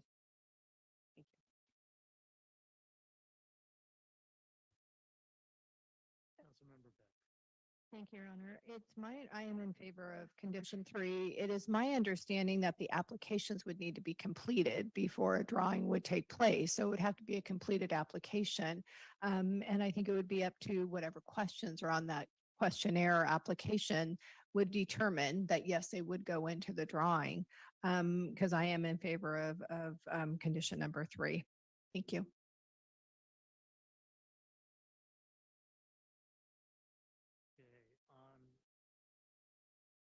Someone would like to make a motion at this point?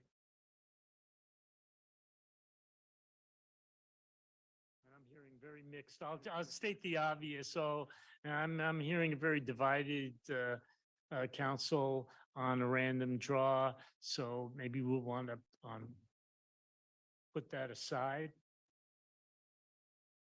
for now and tackle that question later. To defer that, that concept for later and go with the big recommendation, which is direct city manager and city attorney to prepare an ordinance and also to prepare a license program with objective criteria. What was the word I used? So I had a question. The license program would be within the ordinance. Is that what your contemplation is? That's what we had before. Okay.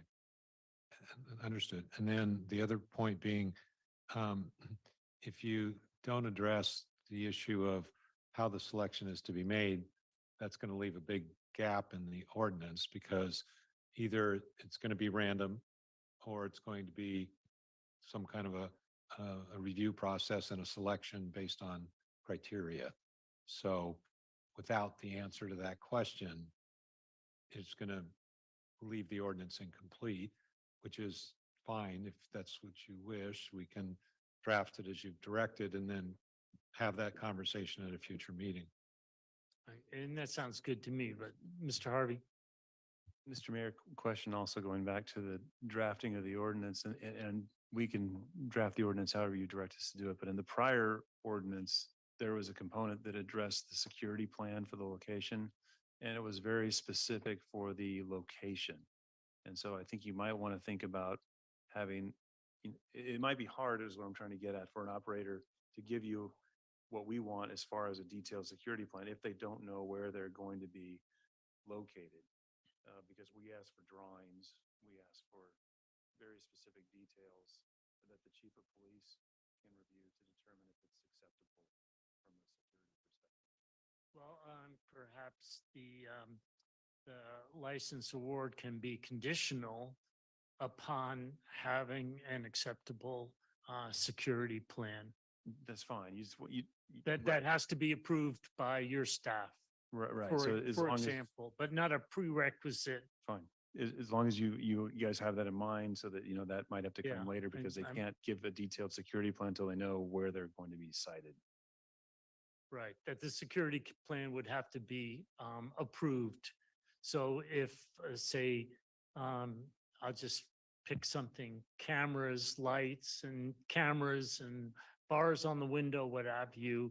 If that's not in their security plan, that's presented to staff, then you would say, okay, the applicant has to do these things to make it safe. I think more, sorry, if I could just add that more than that, we would want the security plan to be very, very site specific. So in other words, not just. Yeah, it was site. Right. So in absolutely. other words, we would want to see very specific details about the type of, protection here at this door and so that's fine. As long as we're understanding that, I think that we can address that. Just need, the security plan has to really address the location. Yeah, and I just, I'll just echo Councilmember McDonald made a comment. A friend of mine is property manager, not in Pacific Grove. And he's been approached by cannabis retailer, and no, it's just like, I just don't want to do it. So not every commercial property owner is going to be happy about that. Councilmember Beck. Thank you, Your Honor. Would we have an expiration date? So the awardee, if they're not able to find a location within 6 months or a year, we would have an expiration date then, so it could go to the next. Yeah. Okay. I understand, Mr. Pirrick, your reservations about having a hole in this, but this is a pretty good topic. I think there's going to be a lot of discussion, even if we have this hole in it. And so that's why I'm thinking maybe we just go forward if. Well, we can just leave a placeholder in the ordinance that will. Or some option. We'll address the issue of selection.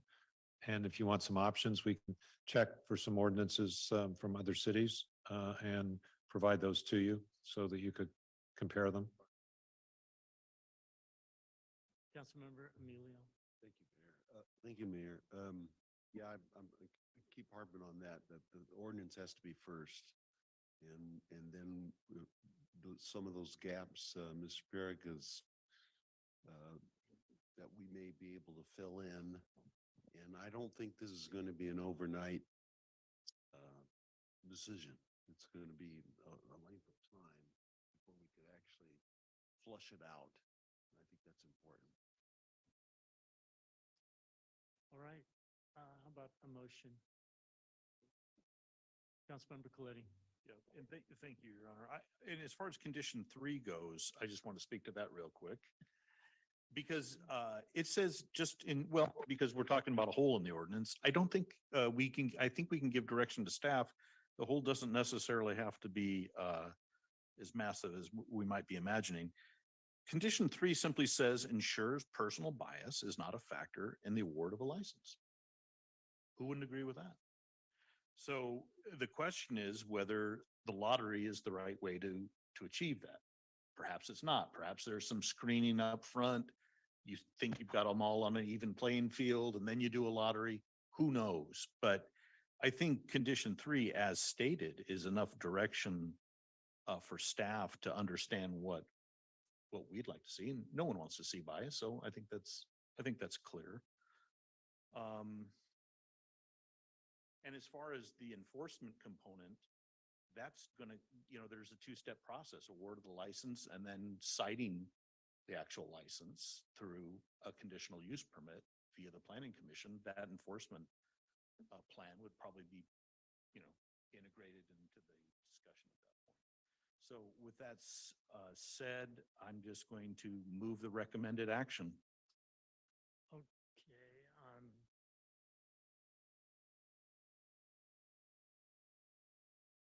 Okay, the recommended action, except number 3 needs to be changed. Well, I would simply say number 3 would follow condition 3, and that the license would, the issuance of the license or awarding the license would not have any potential for bias. Mr. Harvey, questions? I'm sorry to keep interrupting. Last time when we embarked upon this effort, council gave us the ability to have some consultation with HDL. In fact, they helped us put together that last ordinance. I'm just wondering if you would also consider allowing us some type of subject matter expertise. Mr. Harvey, within your budget, you always have. Okay, I just didn't you want to. Use HDL frequently as we've Well, seen tonight. So, But you're aware of what I use them for as far as sales tax, and this would be a different endeavor. So I and- just want and- to make council comfortable with that. I And it's a hope we different don't have division. to, and I hope we don't have to pay for the same advice that we got 2 years ago. It'll be um, different. Okay. Well, Right. so, yeah, Yes. again, condition 3 speaks to point 3 in the recommended action, I think, so.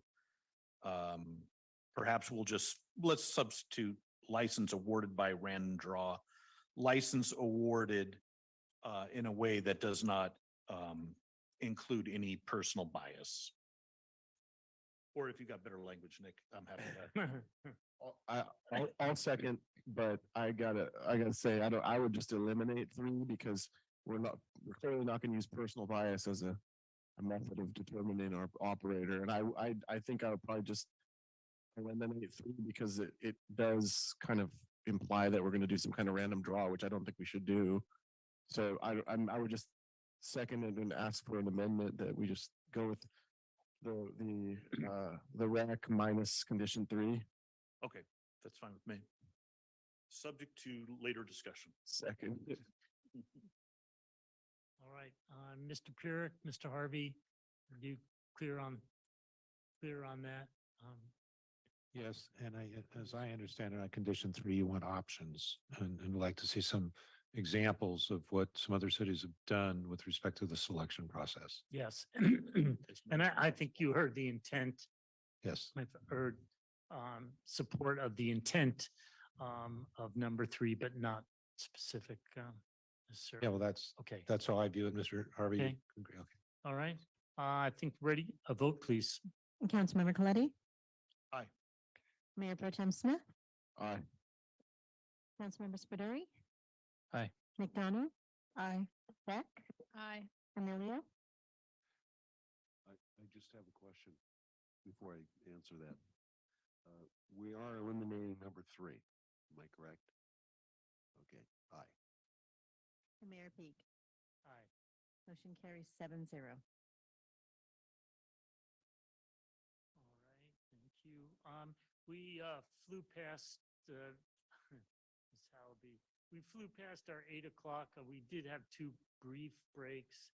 Does anyone want to take a break at this point?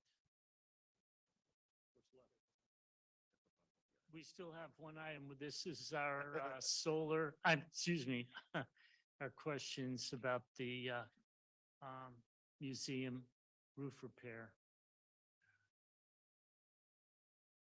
Okay, I'm not hearing anyone wishing to take a break. Welcome, thank you. So the former item 9C. Welcome, Ms. Allaby. Good evening, Honorable Mayor, members of the City Council.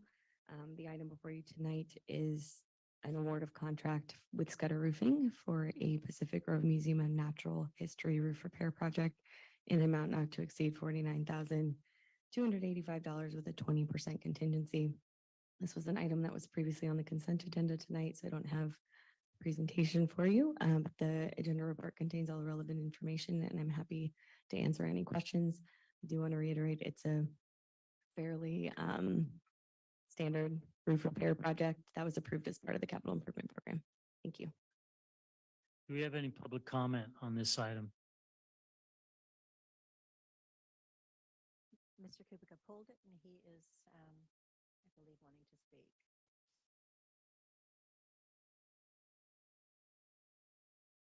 The mayor and city council, thank you for letting me speak on this item and thank you for allowing me to pull it.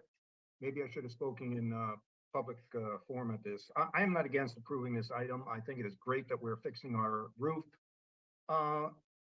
And my main concern today is that today is December 7th, 2022. This item was in the budget for 21-22, which is 18 months ago since the start of the 2021 budget. This is the second rainy season that we've had since this item was put in a budget.